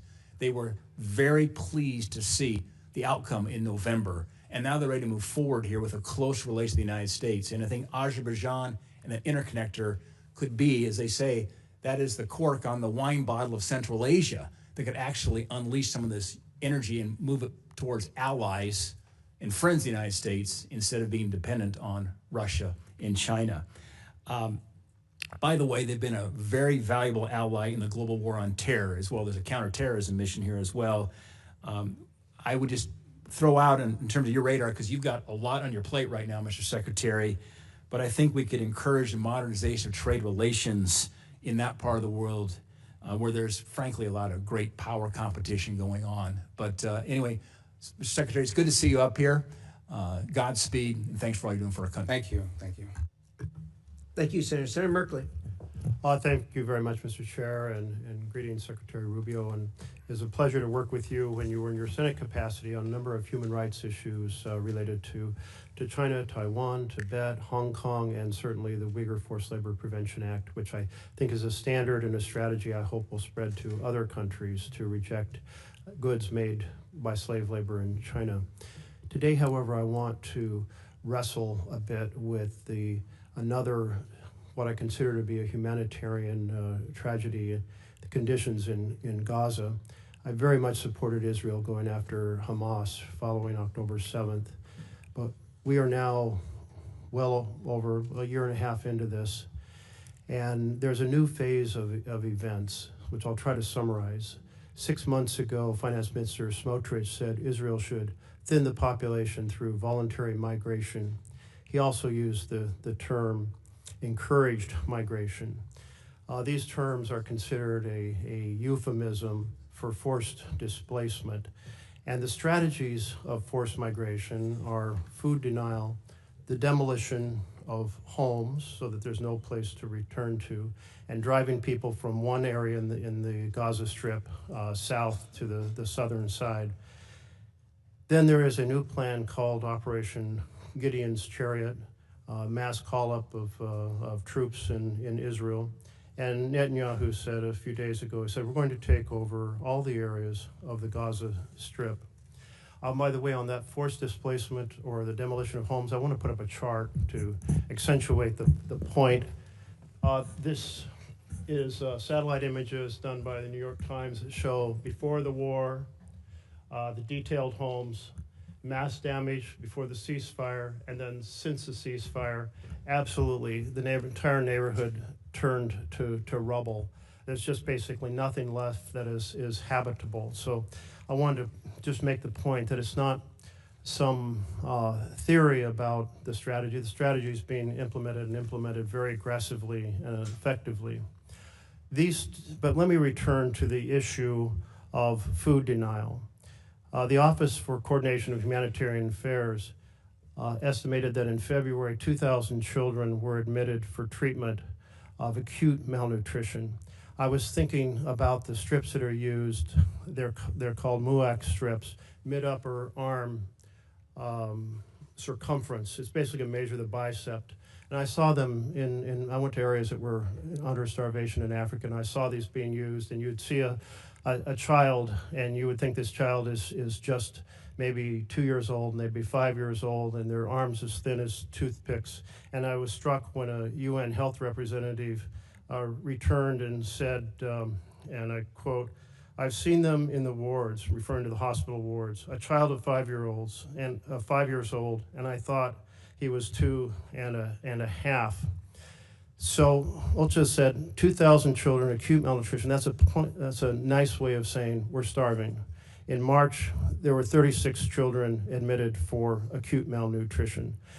The denial of food the blockade began March 2nd, so the numbers are undoubtedly up much higher in April and now into May. The World Health Organization reported a couple days ago that 57 children had died from the effects of malnutrition. That blockade shows signs of being changed. Netanyahu has made some public comments. He said, "We will not stand by." Let's see.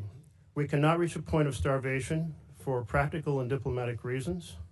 He went on to say that mass starvation is a red line that could cost Israel support from the U.S. He didn't say it was a humanitarian problem, but support from the U.S. And yesterday, 5 trucks went in, and there's a plan to get up to 100 trucks. But 5 trucks is 1% of the amount needed for daily food supplements, and 100 trucks is still only 20% in an area that's already extremely hungry. This has led Canada, France, and Britain to say we cannot stand by while the Netanyahu government pursues these egregious actions. The level of human suffering is intolerable. So I guess my question here is the U.S. is a very close ally to Israel, both in military, security support, certainly in economic support. Is the administration conveying to the Netanyahu government that encouraging migration through food denial is an unacceptable strategy? Well, let me say I won't discuss, obviously, for many different reasons, what we share with our partners and allies. But I will walk you through some of the steps you've rightly outlined, what has happened Just over the last. not too long a speech, because I'm really trying to get where our administration is standing. Well, I'm still trying to get the Senate out of me, so I still talk longer than I should. Yeah, well, so I'll be more brief. I'm going to have to reclaim some time. But go ahead, try to keep no. it very. Well, you want me to answer? I do want you to answer, but hopefully, answering the question is pretty simple. Does the U.S. consider this an acceptable strategy of encouraging migration? Well, I would say that we were pleased and to see that aid is starting to flow in again. I understand your point that it's not in sufficient amounts, but we were pleased to see that decision was made. I understand another 100 trucks are behind that and maybe more in the next few days. I'll also tell you that I met in Rome 3 days ago, with the World Food Program to walk through some of the ideas and plans they had for distribution on the ground. And ultimately, the answer here is for this to end, hopefully with the elimination of Hamas, because the people of Gaza deserve a more prosperous, peaceful future, which they'll never have as long as Hamas exists. Well, thank you. That was brief and well done. Thank you. So then the second part of this is the systematic destruction of remaining homes as a way to make it impossible for people to stay in Gaza. Does the U.S. discourage that? Is it discouraging the Netanyahu government from continuing that strategy? Well, we don't view that that's their strategy. We understand that they are targeting elements of Hamas, is what they have claimed and said to us and to the world, that they believe that they need to root out the remaining elements of Hamas, who, by the way, have been an impediment to multiple ceasefires that I know have been negotiated and even agreed upon by Hamas external and then vetoed by Hamas internal. Is the U.S., it sounds like then, therefore, we're not concerned about that, or you characterize it differently. There has been reports of the administration working behind the scenes to develop a plan to help deport Gazans to Libya. Have you been involved in any discussions related to deporting people from Gaza, Palestinians in Gaza, to Libya? No, there's no deportation. What we have talked to some nations about is if someone voluntarily and willingly says, I want to go somewhere else for some period of time because I'm sick, because my children need to go to school or what have you, are there countries in the region willing to accept them for some period of time? But those would be voluntary decisions by individuals. Well, if there are voluntary decisions because there is no clean water, there is no food, and bombing is all around you, is that really a voluntary decision? Well, ultimately, that's the point, right? And that is you don't want people trapped there. They may want to come back. They may want to live there in the future, but right now they can't. And if there's some nation willing to accept them in the interim period, yes, we've asked countries preliminarily whether they would be open to accepting people, not as a permanent situation, but as a bridge towards reconstruction. Does that include Libya? I'm not aware of Libya. Thank you. I will just summarize since my time is up. I think the U.S. has a moral responsibility to fiercely convey to the Netanyahu government that using food as an instrument of war is unacceptable. It's a violation of international humanitarian law. It's mass punishment. We have now children who are dying, and while Netanyahu has said he doesn't want to see mass starvation, he's drawing the line at mass starvation, but we're seeing real starvation right now, and I think we owe it to our connection and our close relationship to Israel to powerfully convey the importance of not just 5 trucks a day like yesterday or 100 trucks a day, but enough food to end the starvation. Is that a policy you can get behind? To ultimately rebuild and provide people a future in Gaza? To get behind enough trucks to end the starvation. Yeah, we've made that point. Look, I think ultimately, I don't think you would have seen the events of the last couple of days without our engagement, the engagement of others. Israel remains a strong ally. We're supportive. We understand why for their security Hamas cannot exist. We are also very happy to see that they have allowed aid to begin to flow, and we hope that that will continue. Concluding comment, Mr. Chairman, thank you for your tolerance. It's an important topic. Netanyahu did say he was responding to remarks and pressure from American politicians. I assume that's meaning the administration, saying that America cannot accept mass starvation. But I would encourage you to push not for 5 or 100 trucks, but enough food to end the fact that children are starving and adults are starving, innocents are starving. Our close relationship, we need to end it. Senator McCormick. Thank you, Mr. Chairman. Ranking Member Shaheen, and Secretary Rubio, good to see you. It's always great to have you here. Let me start with Iran. I'm deeply concerned, as I know you are, about Iran's nuclear ambitions, and I agree wholeheartedly with President Trump's view that there must be complete dismantlement of Tehran's nuclear enrichment capabilities. A key flaw, as you know, in the JCPOA was its failure to address Iran's support for terrorist proxies. And we've seen the horrific results of that. What assurances is the administration seeking from Iran on its support for terrorist proxies as part of the negotiations?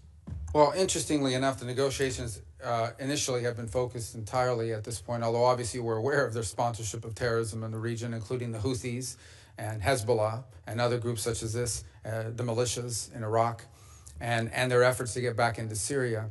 Right now, the focus at this point of this has been their enrichment capability, and they're insistent on enrichment capability.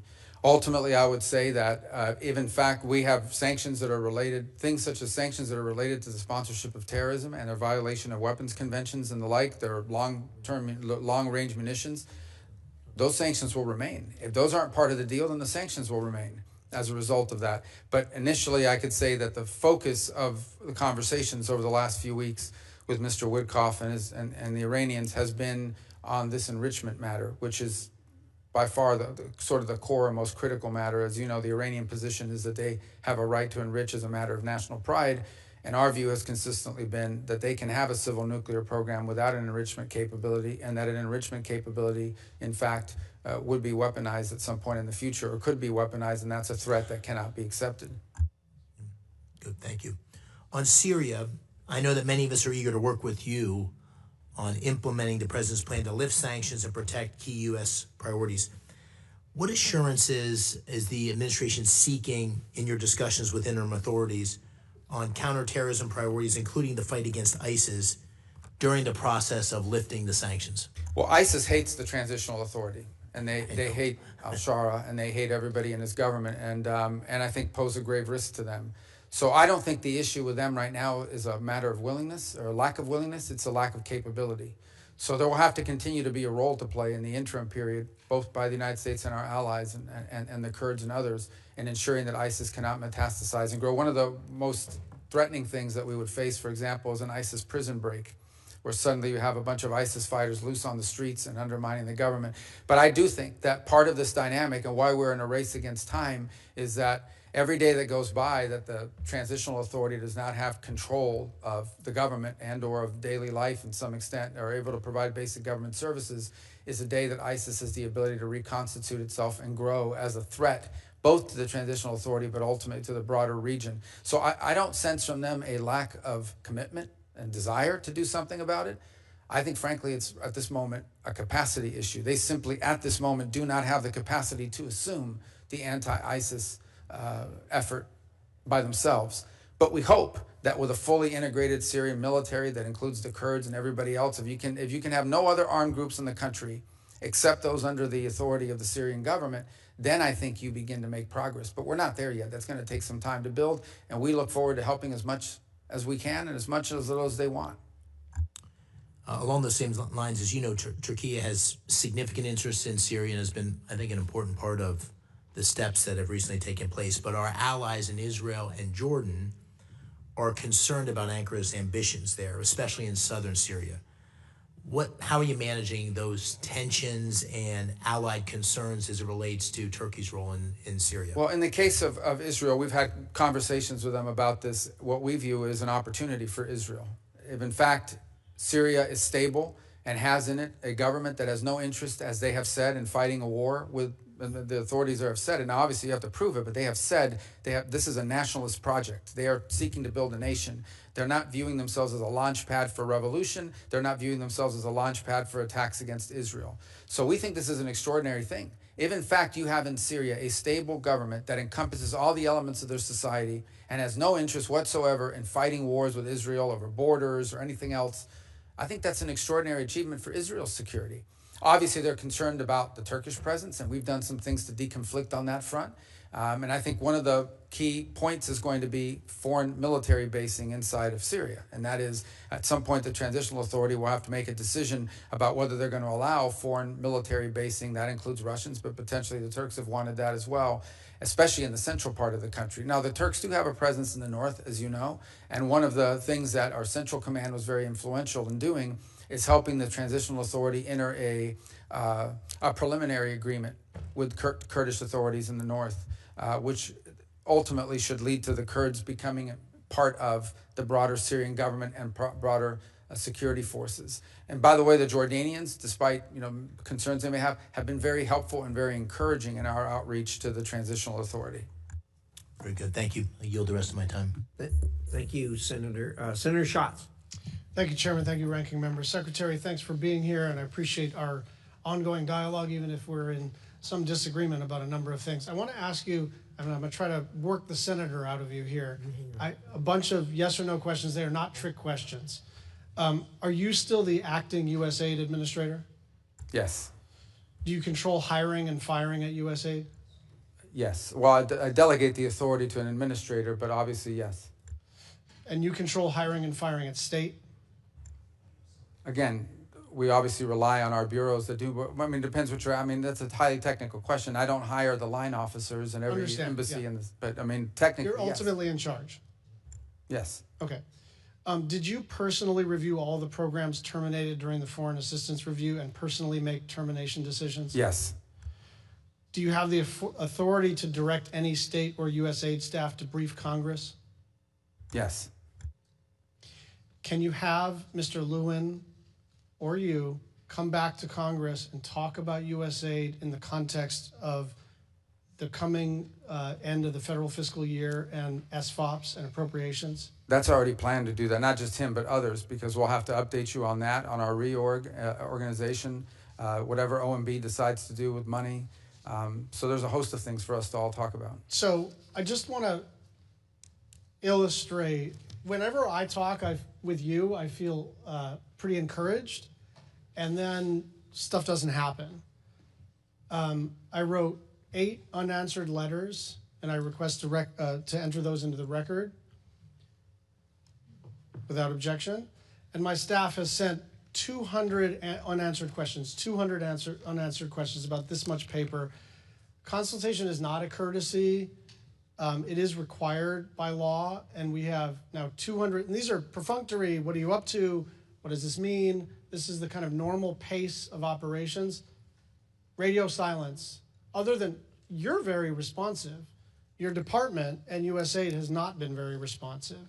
Foreign Affairs Reform and Restructuring Act, the Empowerment Control Act, the Anti-Deficiency Act, the Foreign Assistance Act, and the annual appropriations bills for state and foreign operations have been violated in multiple ways. On March 12th, you wrote, "We plan to engage Congress as required both by law and reality before we start drafting a plan to bring USAID over under state." That did not happen. As you know, we have a pledge. We owe the Global Fund $1.3 billion. I spoke with the head of the Global Fund in response to my repeated requests and multiple other people's repeated requests. You told me that those funds were going to be released. It has not happened.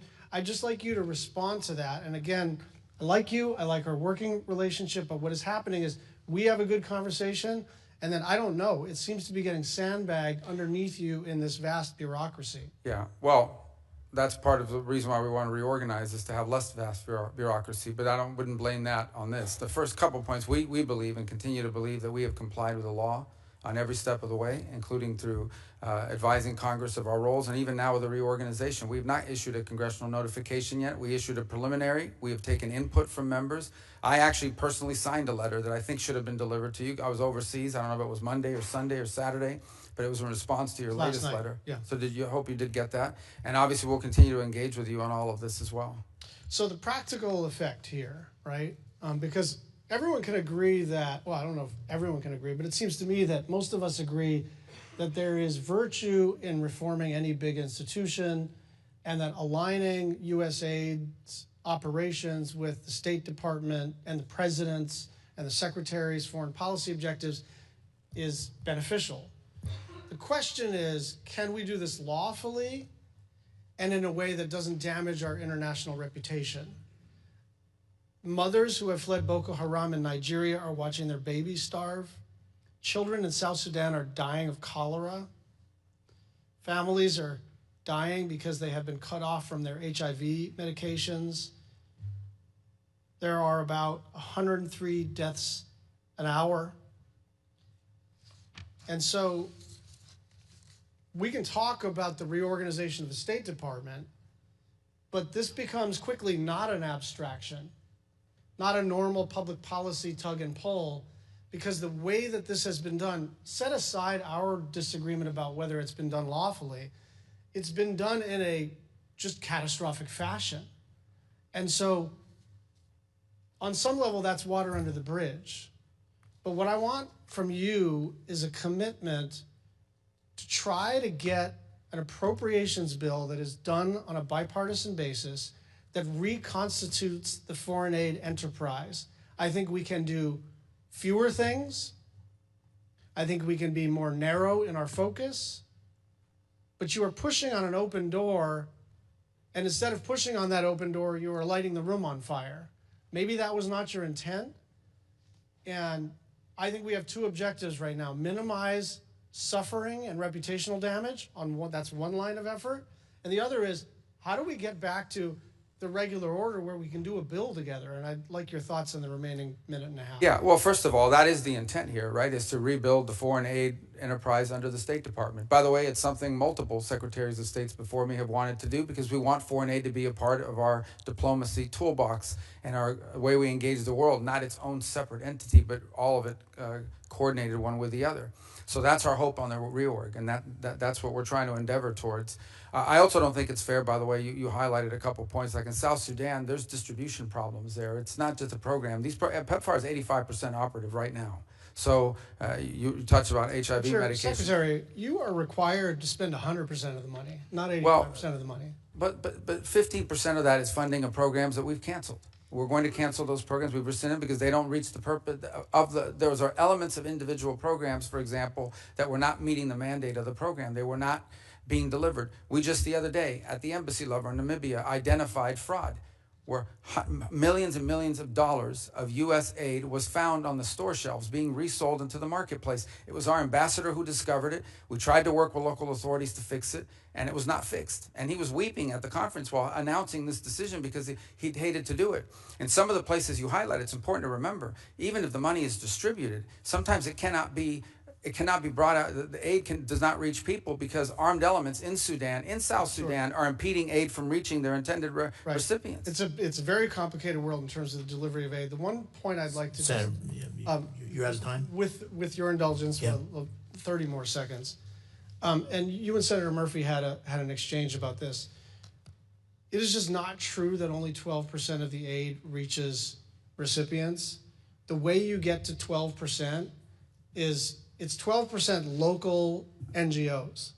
So that is excluding CARE, that is excluding the World Food Program, that is excluding Catholic Relief Services. And so if you're going to count that as like overhead or inefficiency, Secretary Rubio, you and I have honest disagreements, but that number has been given to you and is not an accurate assessment of the extent to which aid reaches the people who need it. And I will just say, if there's an enterprise to reduce overhead, count me in, but it is not 88% overhead. That's not what's happening. Thank you. Well, that number, just to clarify, was actually Samantha Power's number. And she regretted that one of the things she was unable to do at USAID is improve upon that number. Thank you, Senator Rosso. Thank you, Mr. Chairman. So in just 5 months, Secretary Rubio, it's wonderful to have you back here in the committee. In just 5 months since you've been there, along with President Trump, just wanted to take a moment to highlight the incredible work that this administration has accomplished with your leadership, and clearly President Trump's, restored U.S. leadership across the globe, unleashed American energy, secured our southern border, reduced illegal immigration by 95%, reimposed maximal deterrence on Iran, pushed back on Chinese aggression, created new deals for U.S. companies, secured the release of hostages and unjustly detained Americans. I really appreciate the strong leadership. And according to Monday, Mr. Secretary, and you see the wonderful picture of you in today's Washington Post, you and your bride Jeanette meeting with the Pope. If you take a look up here, Marco, you see this great picture of you and Want to comment on that at all? What it was, I've done all these things, and you got to meet the Pope, a new Pope, an American. Well, I told people yesterday I started the morning meeting with the Pope, and I ended the evening at an event, a Kennedy Center event at the White House with the U.S. President. And they were both Americans. Amazing times. I want to talk about Iran, if we could. So in the first 100 days, the maximum pressure campaign against Iran came into full force once again. The administration sanctioned 72 entities, 14 individuals, 74 vessels, as well as 18 additional entities, including 2 Chinese-based oil terminals, 13 vessels. I think the maximum pressure campaign is working. We're already seeing a reduction in Iran's ability to fund destabilizing operations across the region. How does the administration plan to maintain this momentum and then continue with the talks that are going on? Well, I think it's clear for the Iranians. I mean, we're going to continue with sanctions until there's a deal otherwise.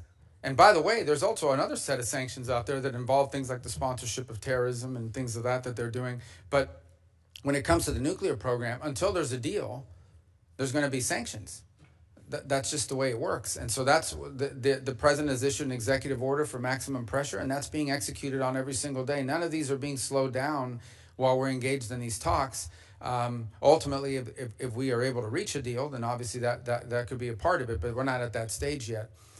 So look, we hope that there can be something done. These will not be easy. And by the way, one additional note on it is there's a separate set of sanctions out there, which are the snapback provisions that the E3 in Europe have. That's on another clock, completely different from ours. And I want to be clear about that. What they decide to do with their sanctions. Now, maybe we'll do a deal with Iran and they'll be satisfied with it and not impose their sanctions. But I met with the E3 again, what day is it today? Tuesday? I met with them maybe 4 days ago in Turkey. And they are moving forward on their process, independent from ours, that could impose additional sanctions as early as July, August, September, October, November, September, October of this year. I want to move to one of Iran's in the neighborhood neighbors with Syria. And President Trump met with the new Syrian president. He's urged the leader to deport foreign terrorists from Syria, help the U.S. counter ISIS. I want to just talk about ISIS, if I can, the concern for the resurgence of ISIS. It's been a significant concern.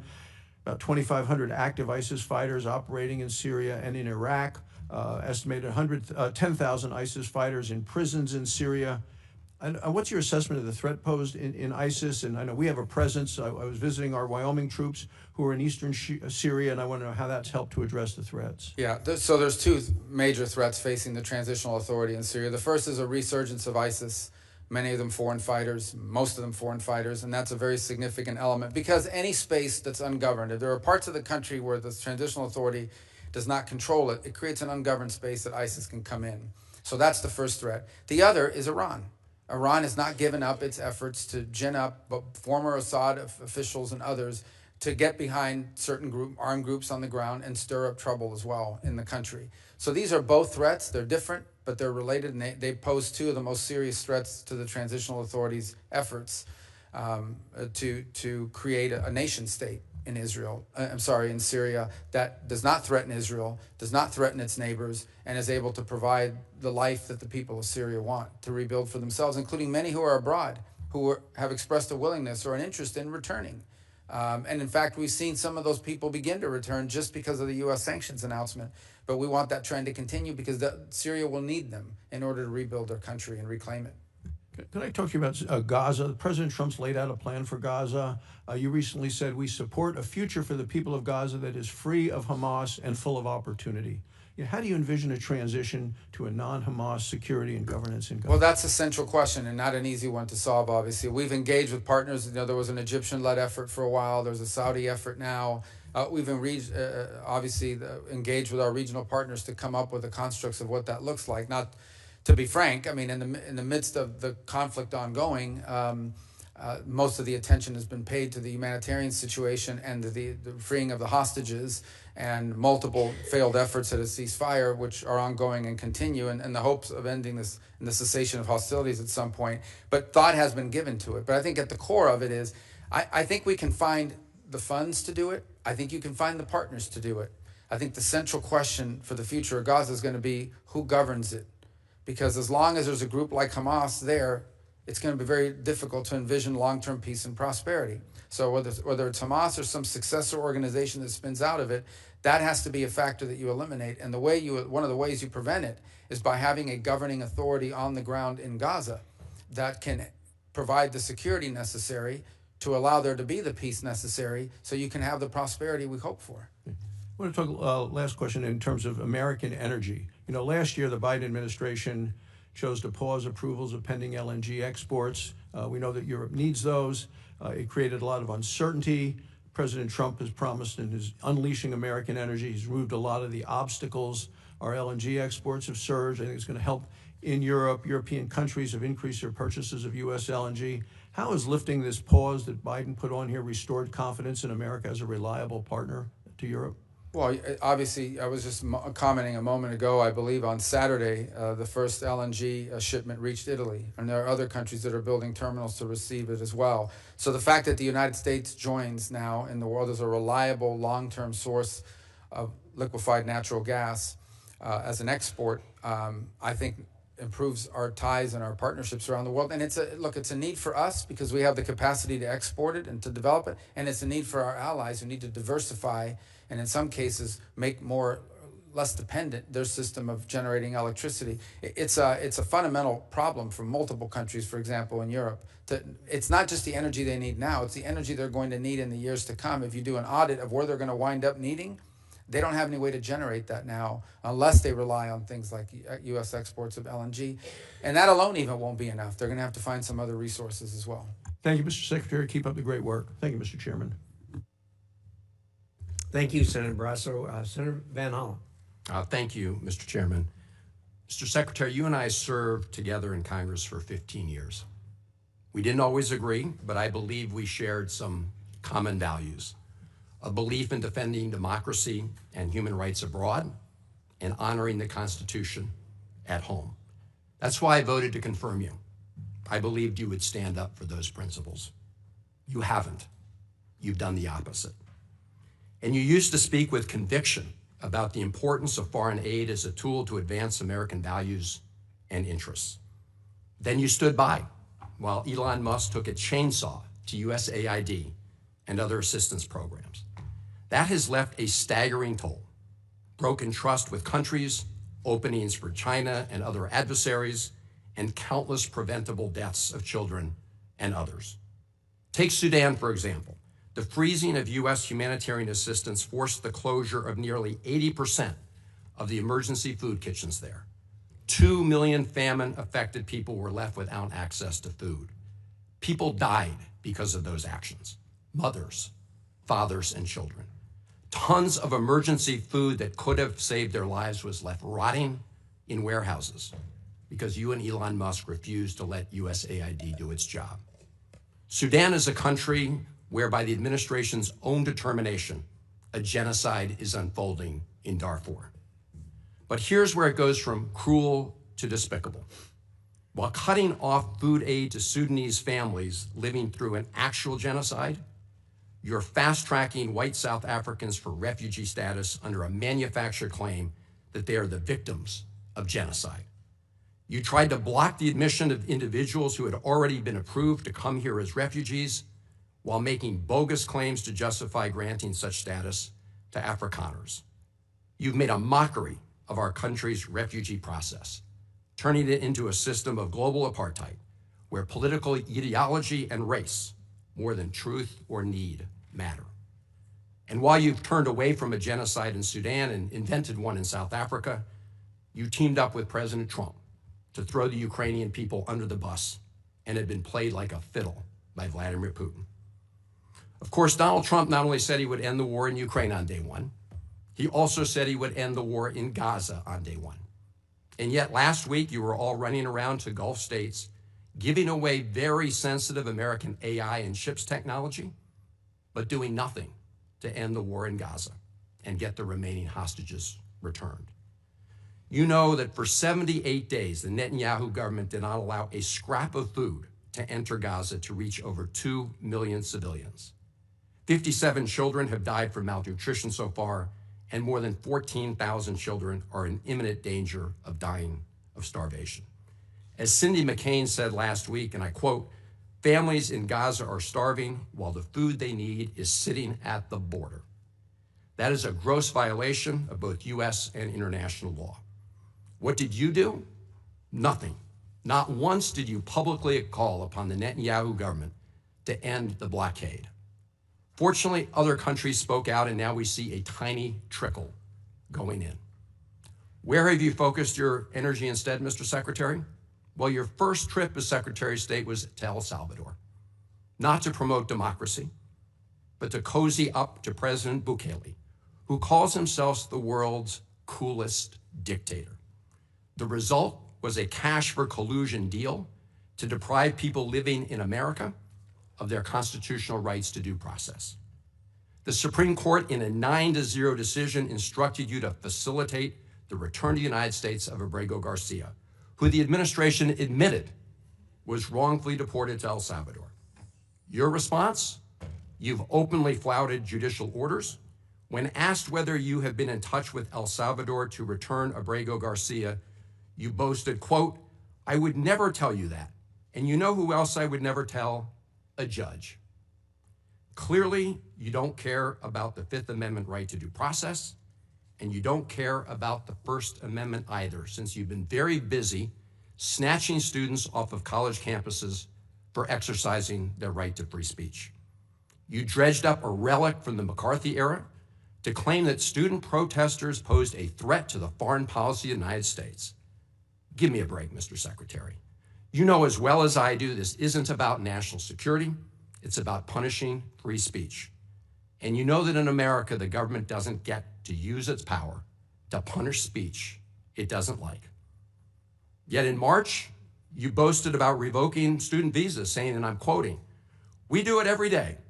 Every time I find one of these lunatics, I take away their visa," unquote. Let's look at one of those lunatics, Mr. Secretary, Ms. Ozturk.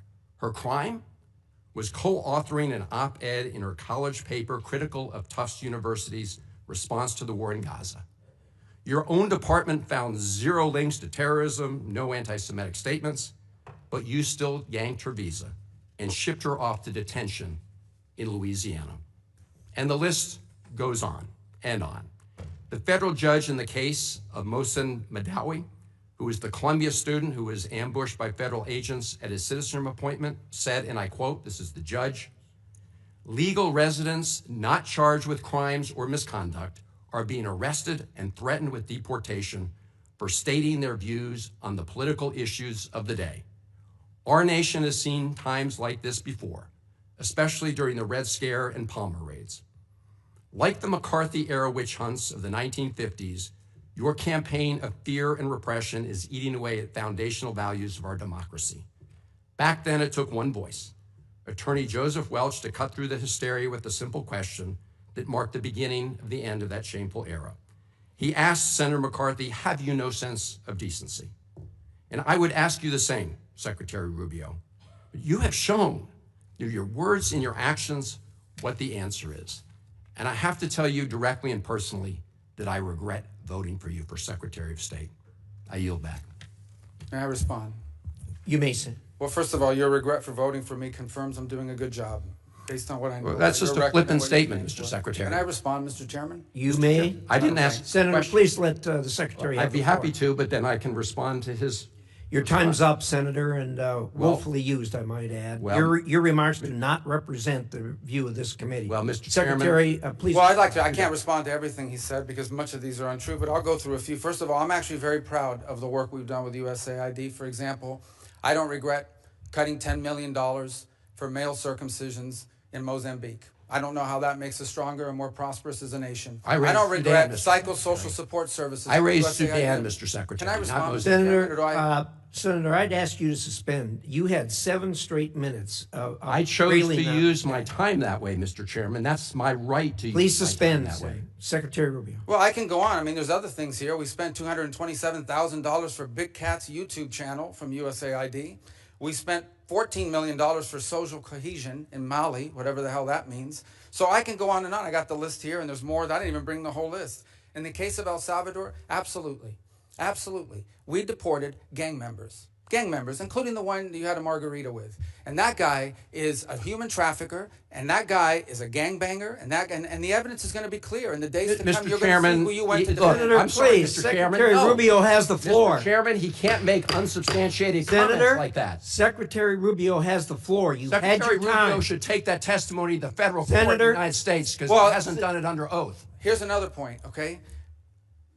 There is a division in our government between the federal branch and the judicial branch. No judge in the judicial branch cannot tell me or the president how to conduct foreign policy. No judge can tell me how I have to outreach to a foreign partner or what I need to say to them. And if I do reach that foreign partner and talk to them, I have under no obligation to share that with the judiciary branch. Just like a judge cannot order me to negotiate with a foreign minister of Russia, they cannot order me to negotiate with a foreign minister or the president of El Salvador. And if I did negotiate with them, which we have responded to them, and we've told them we've had communications with the president of El Salvador, I am under no obligation under our division of powers in this country and to share with the judicial branch how I conducted diplomacy of the United States. It would actually be counterproductive.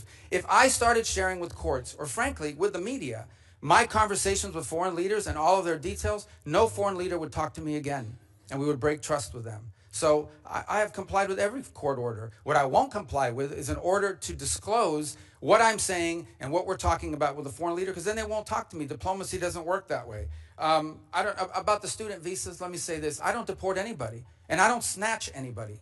The State Department does not have officers in the street snatching everybody. What I do is revoke visas, and it's very simple. A visa is not a right. It is a privilege. People apply for student visas to come into the United States and study.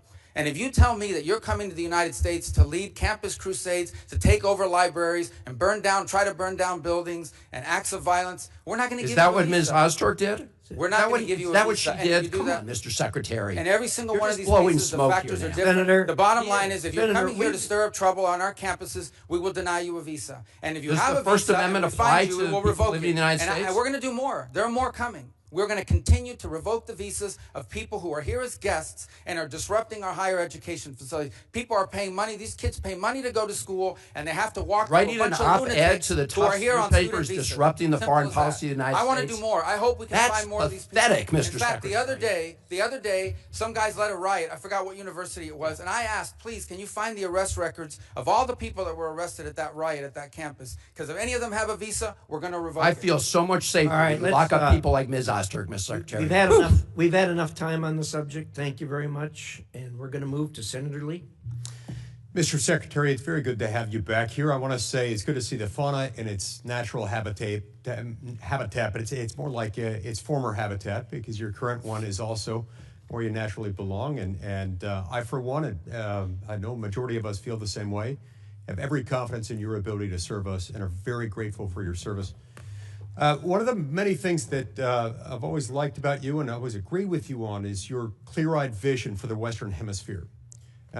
You seem to share the understanding many of us have, which is that we've been blessed as a country throughout our 250-year existence by the fact that we're protected by a big ocean to our left, another big ocean to our right, and friendly neighbors to our north and south. Those natural barriers are good for us and gave rise to the Monroe Doctrine and things like that. And I appreciate the fact that we now have a Secretary of State who understands and appreciates the importance of the Western Hemisphere. So I want to ask you where the Western Hemisphere fits relative to other regions of the globe and with the current administration. Now, as I understand it, the America First Opportunity Fund is intended to support, quote, America's most enduring and critical partners. As you, as Secretary of State, work to realign State Department priorities and funding programs with our national interests, will the countries in our immediate periphery, those in our hemisphere, our neighbors, be counted among our most critical partners? Yeah, absolutely. And look, by the way, the new Prime Minister of Canada was here a couple weeks ago. We had a very productive engagement with the President. Their new foreign minister is coming on board, wasn't able to join us at the NATO gathering a few days ago, but look forward to interacting with her as well. We've obviously had some disagreements with Canada in regards to the nature of trade between our countries. But I think there's hope here that we can work something out on the trade front with them, although that's not something that I'm involved in negotiating. And then we have a lot of other mutual interests. As an example, national security on our shared obligations to NORAD and the defense of the North American continent.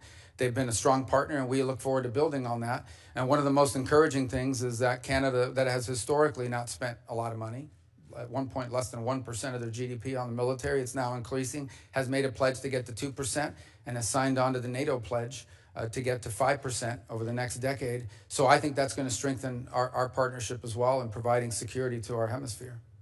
Thank you. I want to touch next on the contributions to international organizations account.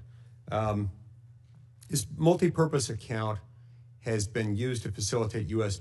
payments to over 40 international organizations. I think the current tally might be at 44. Now, as someone who has been skeptical of international organizations and the way we fund them, the way they've been used, and the way they've used our money, I very much welcome the proposed reduction in funding of international organizations. But the budget request before us mentions only the UN in that context, not the dozens of other organizations that we're also funding. As you keep up your efforts to review our participation in and funding of international organizations, can you offer us some kind of a glimpse into the universe of organizations as to which we might be terminating our funding this year? Well, I think there are some already that we have with UNRWA and some of the other programs that we are not happy with what they do. But the assessment is very simple, and that is our participation in this organization further our national interests or not? It doesn't mean we have to agree with everything the organization does, because sometimes there's benefit to being at the table.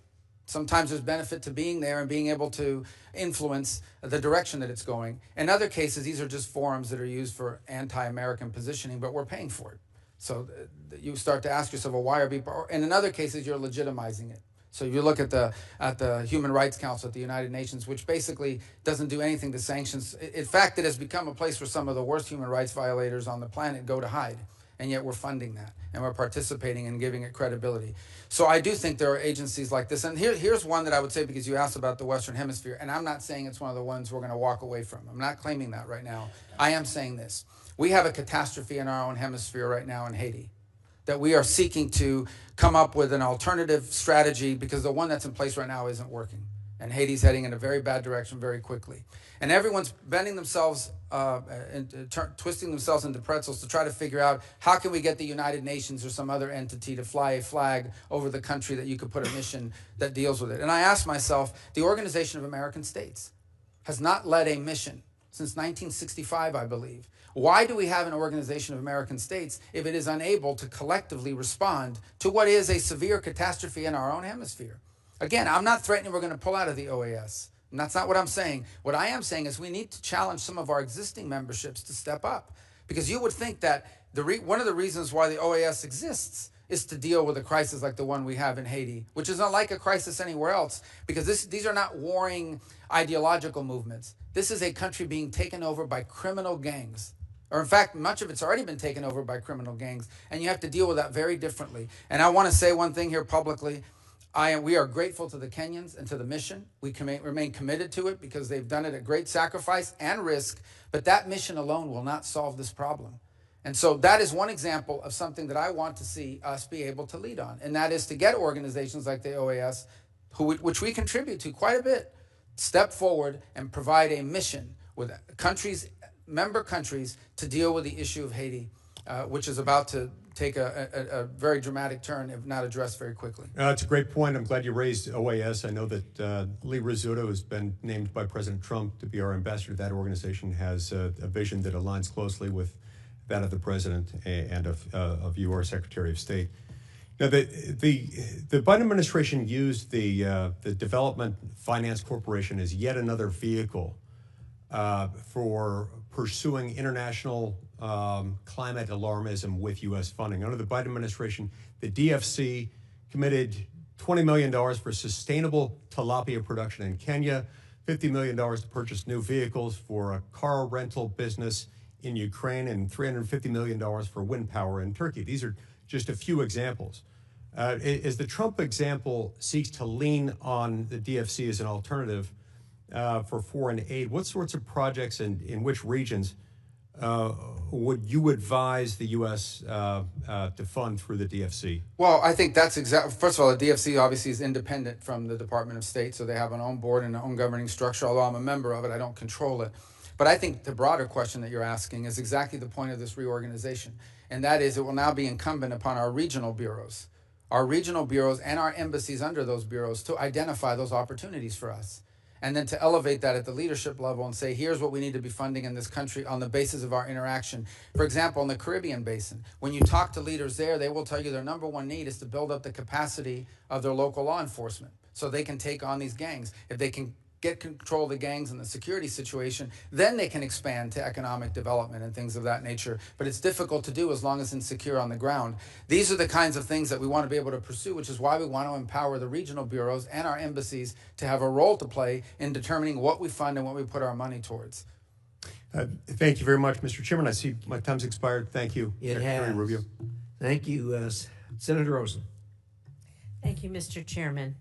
I'm going to get right into it. Secretary Rubio, I'm going to embrace my Jewish mother instincts for a moment.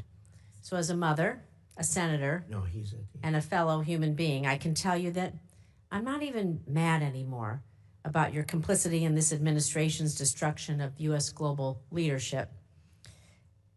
I'm simply disappointed. And I wonder if you're proud of yourself in this moment when you go home to your family, because I've always found you, Senator Rubio, to be a bipartisan, pragmatic partner, a true believer that the U.S. is stronger when we lead with diplomacy and development. You have a strong record on this, but I don't recognize Secretary Rubio. A stalwart support of Israel, you've watched this administration abandon Saudi normalization with Israel in order to pursue business deals. You were once a fierce critic of Vladimir Putin, but you sat idly by as the president berated the elected leader of Ukraine for not capitulating to Russia. And worst of all, you've kneecapped foreign assistance, including programs that you previously championed and made America less safe, less strong, less prosperous. In doing so, I know you know this in your heart. And I can't make this point any better than you did yourself in 2019 when you said, anybody who tells you that we can slash foreign aid and that will bring us to balance is lying to you. So with that, I'm just going to move on to my questions. Thank you. And I'm going to talk about international women's issues because during your time as senator, you were a champion of international women's issues. You helped introduce bills that would have codified the Department's Office of Global Women's Issues and Women's Global Development Prosperity Initiative. You supported several bills, including Senator Shaheen's Bipartisan Women, Peace, and Security Act. During your confirmation hearing, you committed to me that you would support women's economic empowerment abroad. And at this year's International Women of Courage Award, you waxed poetically about the administration's support for women abroad. So help me understand how to square your past with your present. You're proposing the full elimination of the Office of Global Women's Issues. You've terminated hundreds of programs that help women and girls. You provided no guidance to the department on whether they should continue to implement the Women, Peace, and Security Act, and I'm still waiting to see your support for women's economic empowerment overseas. How can you dismiss the concerns of women around the world? Do you believe that the data shows that women's economic participation includes greater economic development worldwide and that women's participation in peace negotiations guarantees longer outcomes? And I have a few questions, so I would respectfully ask for a yes or no.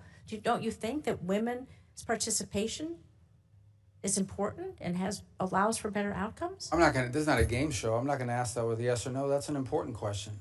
And I can answer it. We're not abandoning women's issues. So do you believe the Office of Global Women's Issues should be eliminated?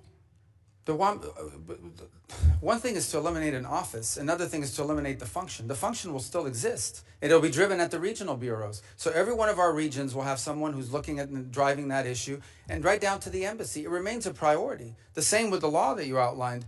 that I supported, this is going to be executed on, but it's going to be executed at the regional level and at the embassy level. And the reason why is because the challenges facing women in Africa are different than the challenges facing women in Central America, And which I are have your different than. commitment that you're going to support women around the world, because without the women being able to be successful in their countries, I believe we can't have peace, stability, and our countries move forward. Sure, and it remains part of our agenda. It's just going to be, the service is still going to be delivered, but it's going to be delivered at the regional and embassy level, not through a standalone office in Washington, D.C. When will we see the reports on this and how this will be delivered? Well, this is what we're engaged in with this committee now, which is our reorganization process. We've made an initial presentation to the committees. It's not final. We've received input through the comment period, including from our own building, but also from members of Congress on both sides, and meaning the House and Senate.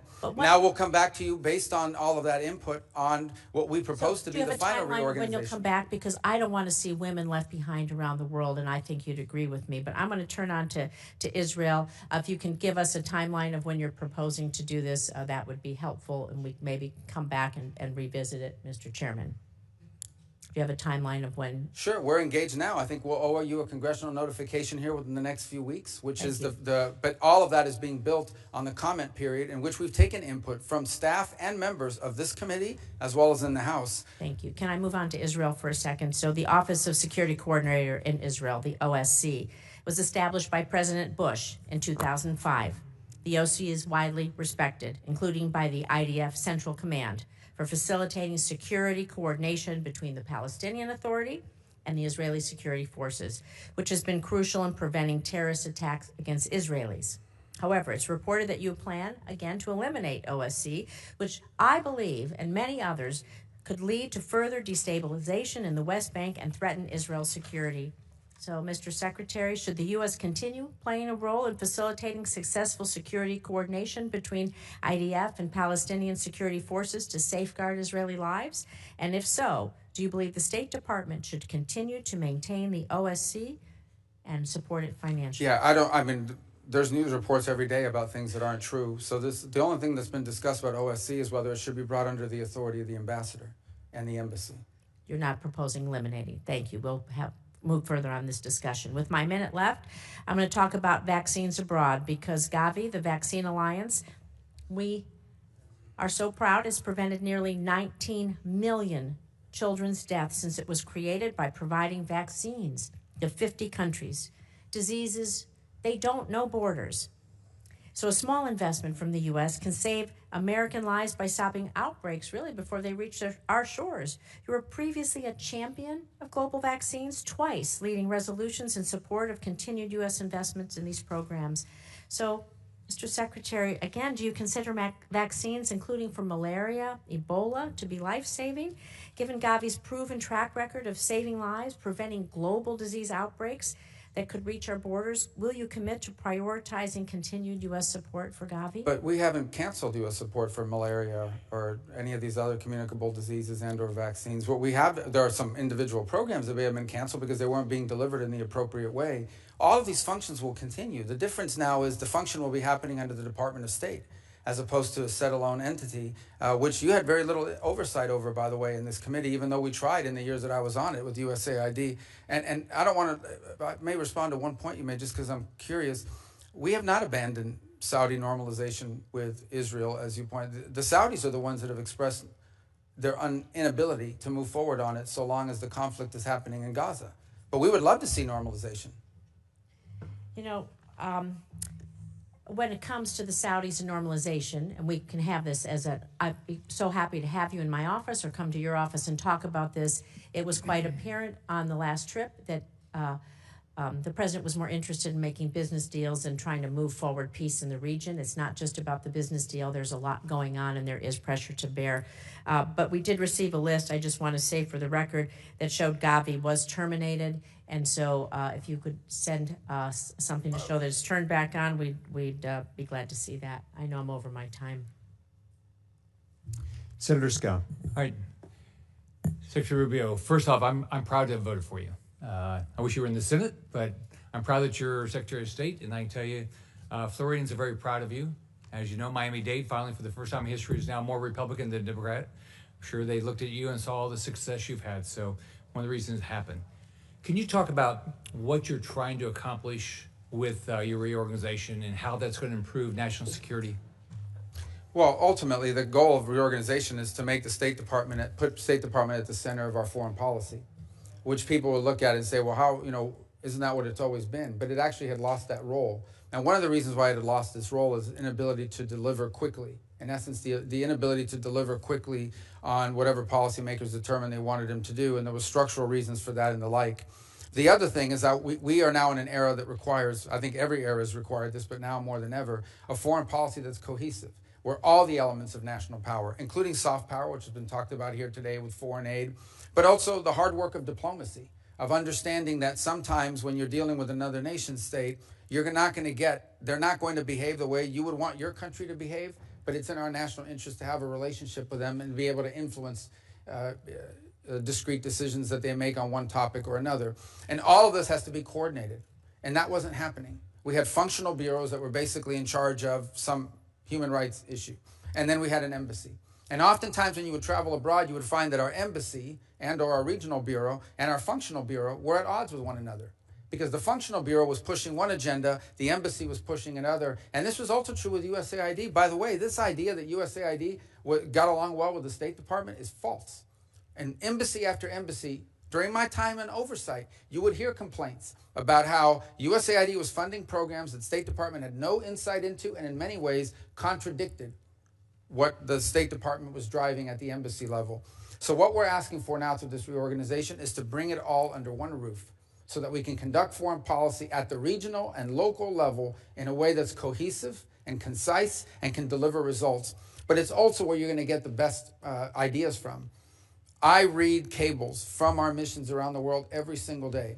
Some of the most important information that I get as Secretary of State is not from intelligence reports, it's not from news articles, it's not from briefings from somebody. It is from a cable that comes directly from that embassy that is identifying a problem and or an opportunity that I may not hear about for months if it ever makes its way through the system.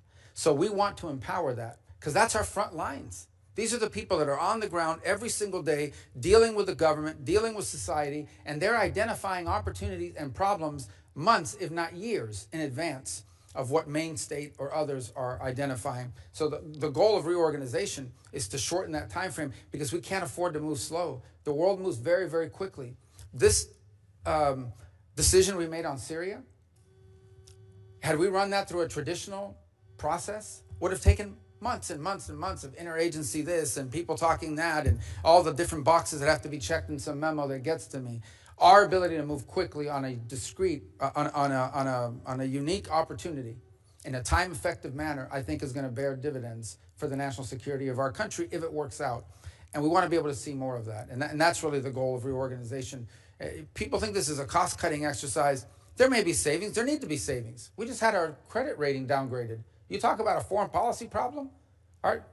That's the first thing our foreign interlocutors wanted to mention to me on Sunday in Rome, is that our credit rating was just downgraded. We have a debt problem, but that's obviously not a State Department issue, but that's our problem.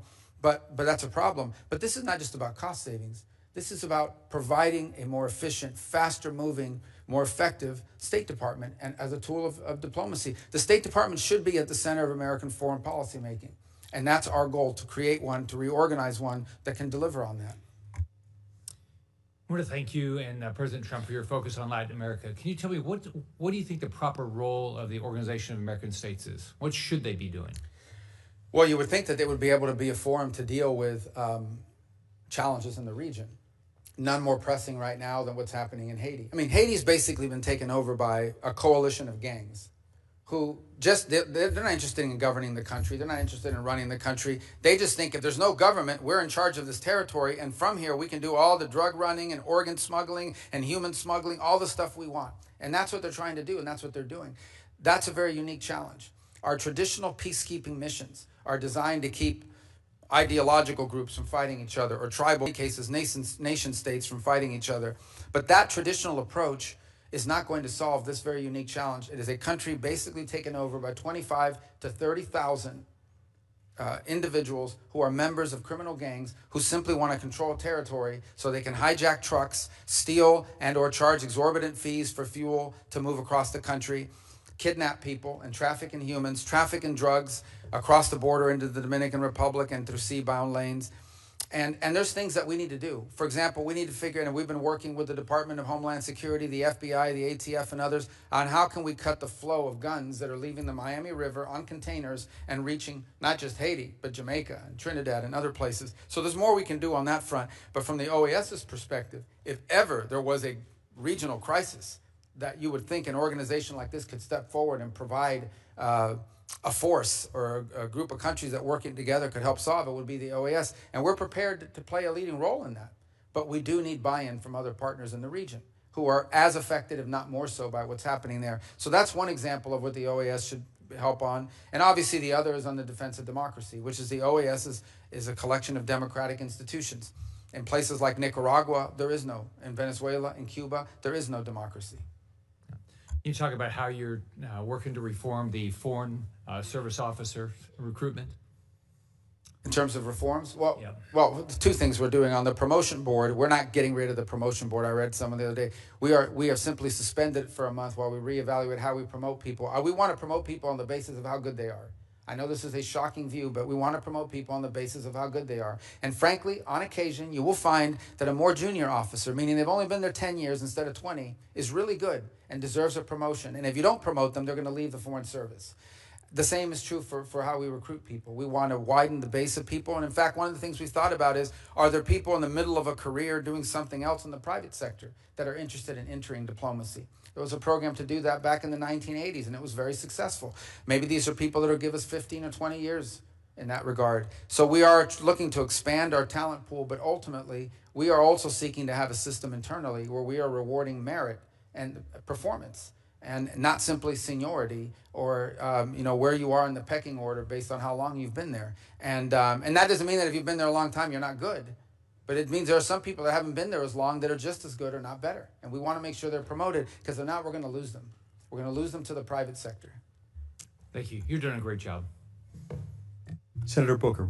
Thank you very much, Marco. First of all, I just want to say I agree with what you said about it being a foreign policy crisis, the great debt and the downgrading that we just saw. To be pushing a bill right now that would add $2.7 trillion to our national debt is just outrageous. And I've been grateful for the small group of Republicans here in the Senate and a number in the House who have just called this out as plain as it is.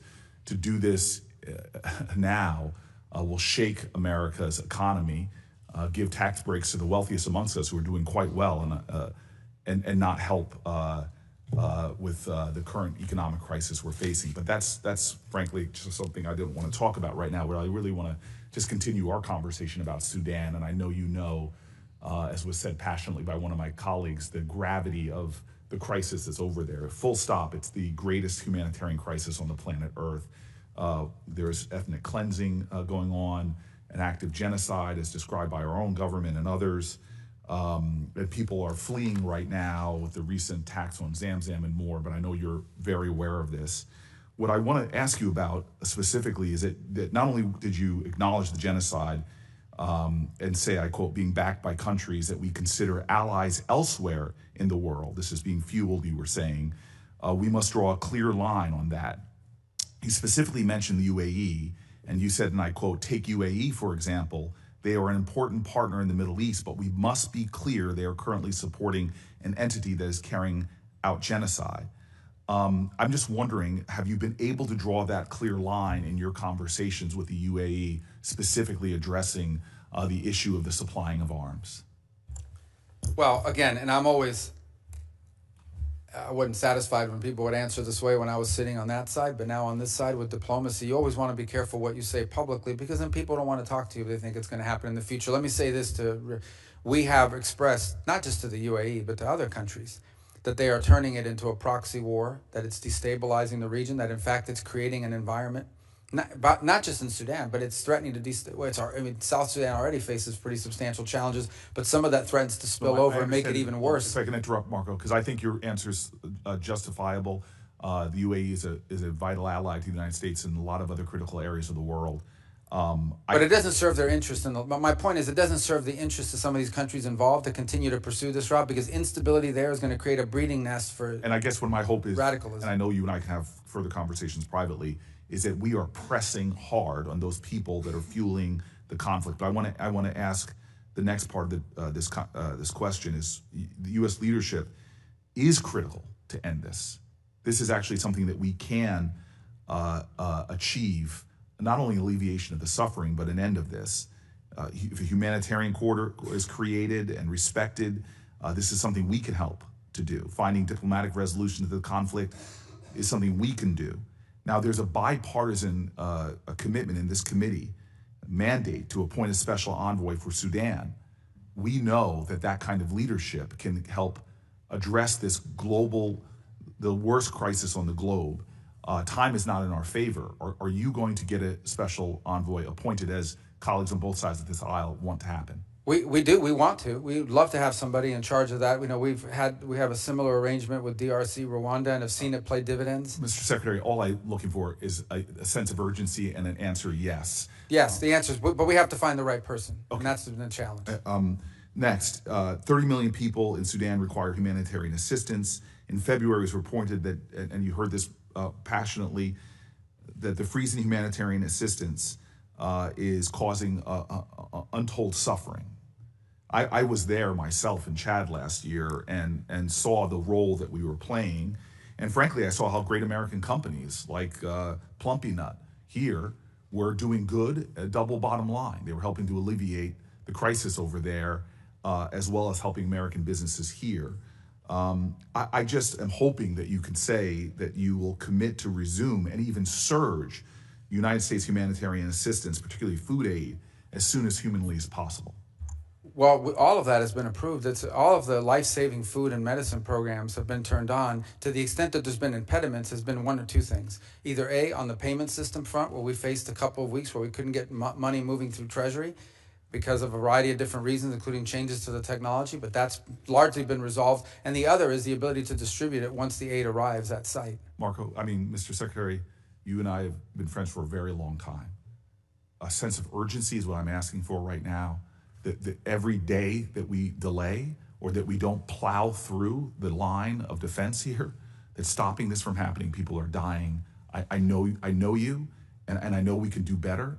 And as you and I both were taught back in the days we were playing football, better is possible, good is not enough. I want to move to my next question for you.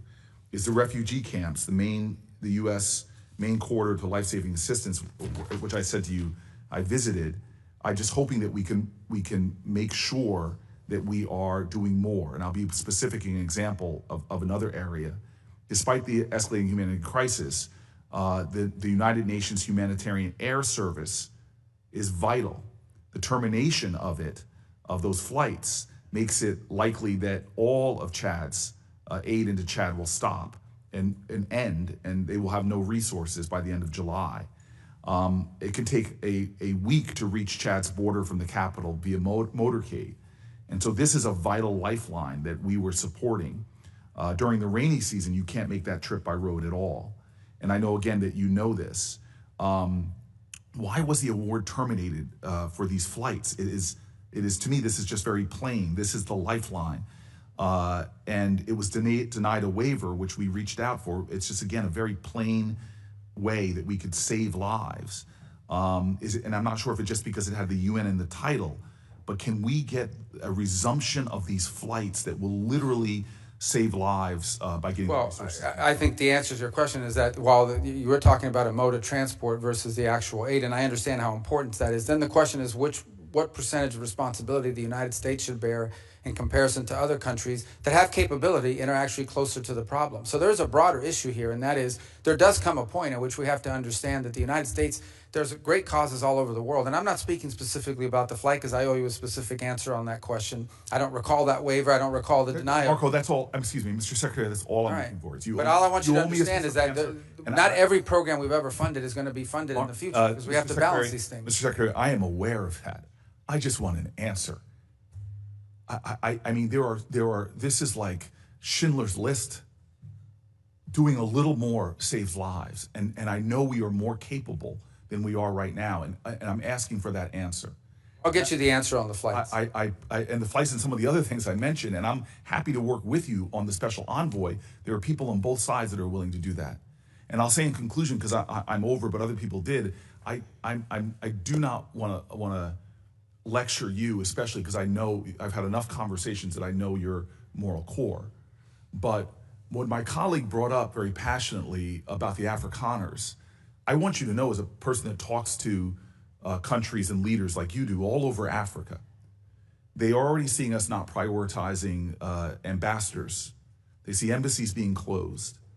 But the torrent I got on the Afrikaners reminded me of the torrent I got from African leaders when the president called those countries like those in Africa shithole countries.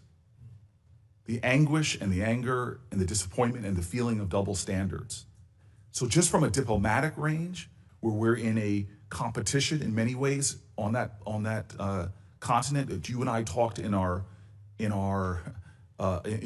your confirmation hearings about the profound moral urgencies, economic opportunity, security mandates, the cooperations with these countries. We have got to do a better job, in my opinion, and I've worked with you on these issues when you were a senator, diplomatically in prioritizing these issues. And I will partner with you in any way possible to make sure that we are addressing what I believe is a diplomatic shortfall right now in advancing American interests on the continent. If I might just real quick, we haven't closed any embassies, so I think people are responding to like articles talking about the potential for embassy closures and things of that nature, but we haven't closed any embassies, and we have been engaged. Listen, Africa to me is one of the priorities that I've set for us in terms of our global view, because of the opportunities, because of the youth of the continent, because of explosive growth that we're going to foresee. And as an example of it, one of the things we prioritized, which a lot of people thought was intractable, was trying to reach a peace agreement between the DRC and Rwanda. Now, it's not done, but we brought them both here to Washington, D.C. about a month ago. They signed a memorandum of understanding. The negotiations are moving forward. They're actually moving forward very well. Our hope is to arrive at a peace deal there that ultimately ends what was turning out to be a very brutal and difficult conflict. So I take your point on Sudan and the need for an envoy. We would love to find the right person to handle that portfolio, because it has to be the right person. And we have played a supportive role. For example, the UK, about a month and a half ago, led a Sudan summit in London for a day, where a lot of other countries, when we sent someone, we've offered to be helpful and work with them on it.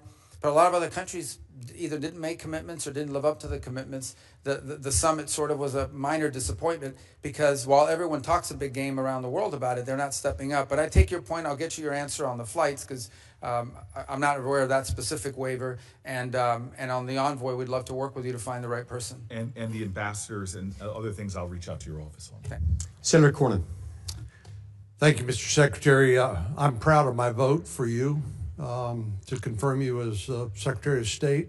We all know you well, having worked with you for many years. We know of your the qualities that you bring to this job, and I think you're exactly the right person for this job in a very dangerous and turbulent world. When I look at what you and the administration has done, it's May the 20th, January the 20th, President Trump was sworn into office, but just a few of the things that have happened during that time. Obviously, the critical minerals deal in Ukraine, the Pakistani-Indian conflict, which could have resulted in a nuclear conflict between two nuclear-armed countries. Things back closer to where I live, the Mexican water deal that was negotiated with Mexico. I'm frankly amazed at your stamina and what you and the administration have been able to do in a short period of time. And listening to some of the criticism that I've heard this morning, it reminded me of a quote from NFL quarterback Aaron Rodgers talking about dealing with criticism, things he wished he had known when he was younger. And he said, never listen to criticism from somebody that you never would have taken advice from in the first place. But let me ask you specifically about two issues. One has to do with Ukraine and peace negotiations. I applaud you and the administration, and particularly President Trump, for initiating these negotiations between Ukraine and Russia and try to bring a peace, or at least a ceasefire, between these warring countries. This is enormously dangerous, as you know better than most, because it could easily spill over into the rest of Europe, result in NATO becoming involved and the like.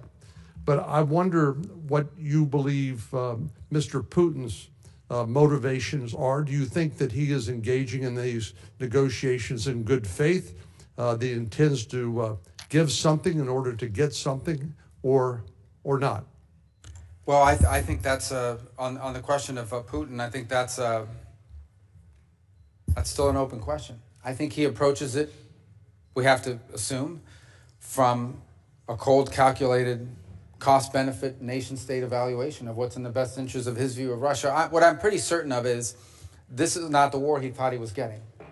When he first invaded Ukraine, I think he anticipated that the government would collapse and that he would be greeted as a liberator, and it has not turned out that way. And in fact, Russia today controls less territory than they did after the first 2 months of the war. So they've suffered significant losses. They've suffered the losses of at least, by some estimates, 250,000 men in uniform, and the Ukrainians have suffered less, but nonetheless suffered as well. It is a battlefield today in which the front lines move 10 kilometers at a time in one direction or another. Even if they're advancing at a tremendously high cost. But the challenge Russia faces now is their entire economy is built around the war effort. Their entire economy is built around munitions production and frankly around the fact that you've deployed about 1 million to 1.5 million people to the front lines, and they're making a lot more money fighting a war than they would in the private sector. So I think that that's potentially a challenge here in terms of bringing this war to an end.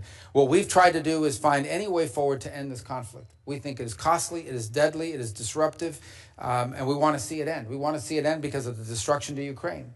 We want to see it end because of the strains it's placing on the budgets of countries, neighboring countries, and the fears that it's stirring up in their regard. We want to see the conflict end in a way that's enduring. Meaning not a peace that lasts 3 months and then restarts again, but something that's enduring, that both sides could live with for a long period of time without it restarting again. And that's hard. There's a reason why. This an effort that I wish would have started 2 years ago, but it's starting now.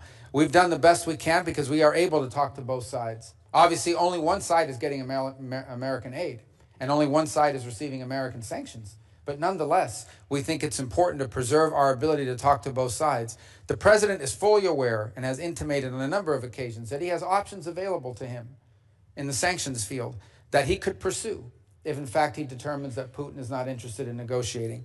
But by the same token, I think the president is very committed to ending the dying, ending the bloodshed, ending the destruction, and he wants to preserve, as long as he possibly can, the opportunity to influence both sides towards peace. The minute you do certain things, your influence over one of the two sides to at least lead to peace really diminishes. And then we're back to where we were in January when he went into the White House, which is with no one had a clear path forward. I mean, there had been no... The first time Russians and Ukrainians have actually met directly and spoken was 3 days ago in Turkey. They had not spoken since the Istanbul process in 2022 had failed. So there are 1,000 prisoners that are going to be released from both sides from a humanitarian standpoint. That's good. What we haven't seen yet is moves towards peace. It's our understanding that the Russians are going to write up terms for what they would require in order to reach a ceasefire that then would allow broader negotiations. We await those terms, and then we'll have a much better understanding about Mr. Putin's calculation once we see what those terms look like. So to quote you, the jury's still out. These are complex conflicts, obviously, that are difficult to bring to bear, and there are a lot of other things playing at stake. But I do think that whatever offer Russia puts on the table, if in fact they do, as they said they were going to do, they put an offer on the table and say, if this happens, we agree to a ceasefire and further negotiations. I think that offer will tell us a lot about their intent here in the short term. Well, I applaud your and President Trump's efforts to try to bring a ceasefire and hopefully a peaceful outcome to this terrible bloodshed, which has devastated both sides, the Ukrainians and the Russian people. Since you wear multiple hats, including as the archivist and Secretary of State, one of those that you wear is the National Security Advisor, and I want to talk a little bit about the Indo-Pacific and the threat that we face from a potential conflict there. I am delighted to hear President Trump repeatedly say he believes in peace through strength. And I think that is exactly right. I think that's exactly the right approach. But I worry that the United States and our allies are not ready for what could be a conflict initiated by President Xi as early as 2027, when he's instructed the People's Liberation Army to be ready to take Taiwan. General Douglas MacArthur said these words which sort of haunt me in this connection. He said, "The history of failure in war is almost always to be summed up in two words: too late. Too late in comprehending the deadly purpose of a potential enemy, too late in realizing the mortal danger, too late in preparedness, too late in uniting all possible forces for resistance." I don't believe we are ready at this point, but can you share with us your view and the administration's view of what we need to do in order to establish that deterrence that comes from peace through strength in the Indo-Pacific? Yeah, in the most simplistic terms, we have to make the benefit of a Taiwan event for China, we have to make the benefit of it less than the costs. In essence, it has to cost more than what it's worth in order to do something like that, and deterrence is the key to that regard. And I think deterrence obviously begins with Taiwan's own self-defense capabilities. And the harder they are to take militarily, the more time I think they buy for themselves in that regard. I think it continues by having a credible regional deterrent, not just the United States, but Japan and other allied countries around the world, and an increased interest in the Indo-Pacific, by the way, from our European allies.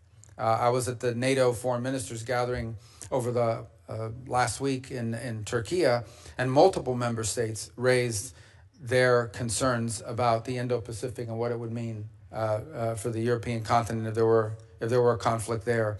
So I think that also underpins why it's important. We have to understand that anytime there's a conflict in the Middle East or a conflict in Europe or what have you, that we have to dedicate resources and time to that. That's time and resources that we're not dedicating to the Indo-Pacific. We would like to be able to do all things everywhere, but the fact of the matter is there are finite resources and there's only 24 hours in every day. And so it would be of great benefit if we were able to conclude the war in Ukraine and with Russia and Ukraine, if we were able to establish some stability and peace in the Middle East.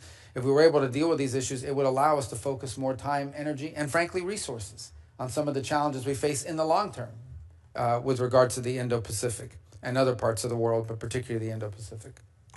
Thank you, Senator. Senator Cruz. Thank you, Mr. Chairman. Welcome back. When you were last testifying before this committee, you and I talked about water in South Texas, and we talked about the 1944 Water Treaty.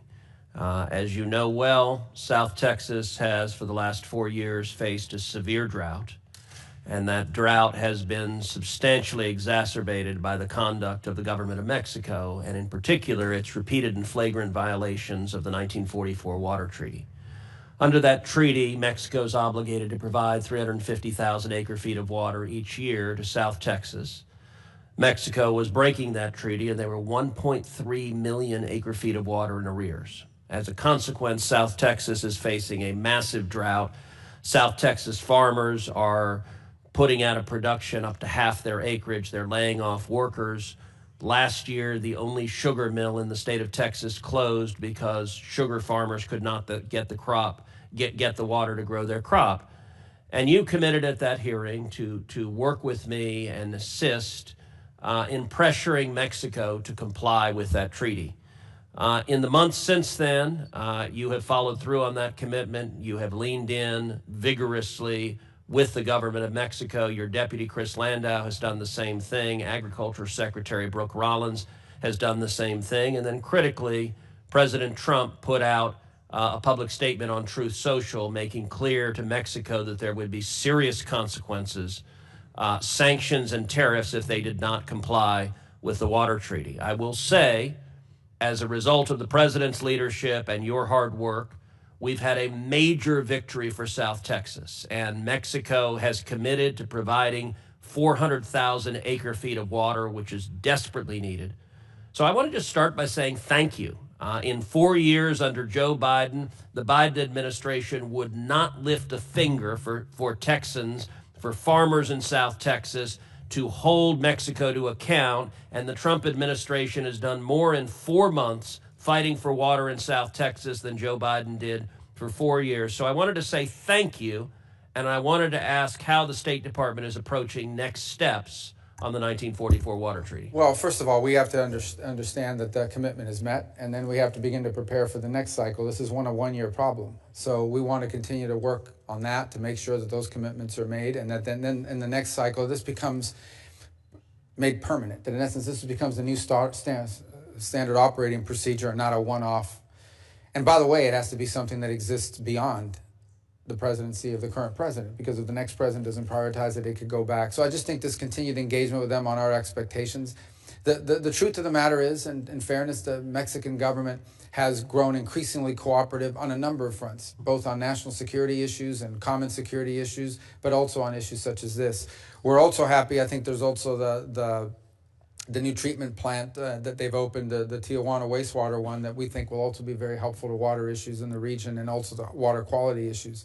But this was a good news story. I think it's what happens when you make something a priority and then follow through on it. But we have to sustain it, and that really is our focus now, to sustain this through for future cycles, not just the short term.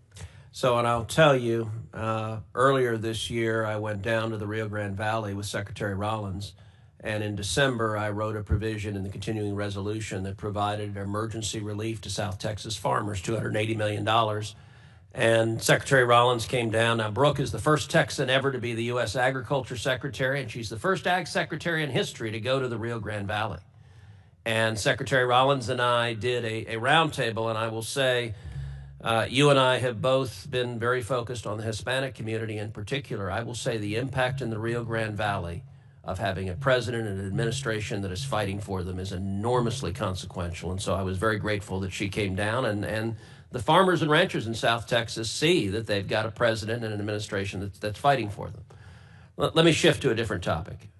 Today, South African President Ramaphosa is in Washington, D.C. He'll be meeting with President Trump tomorrow.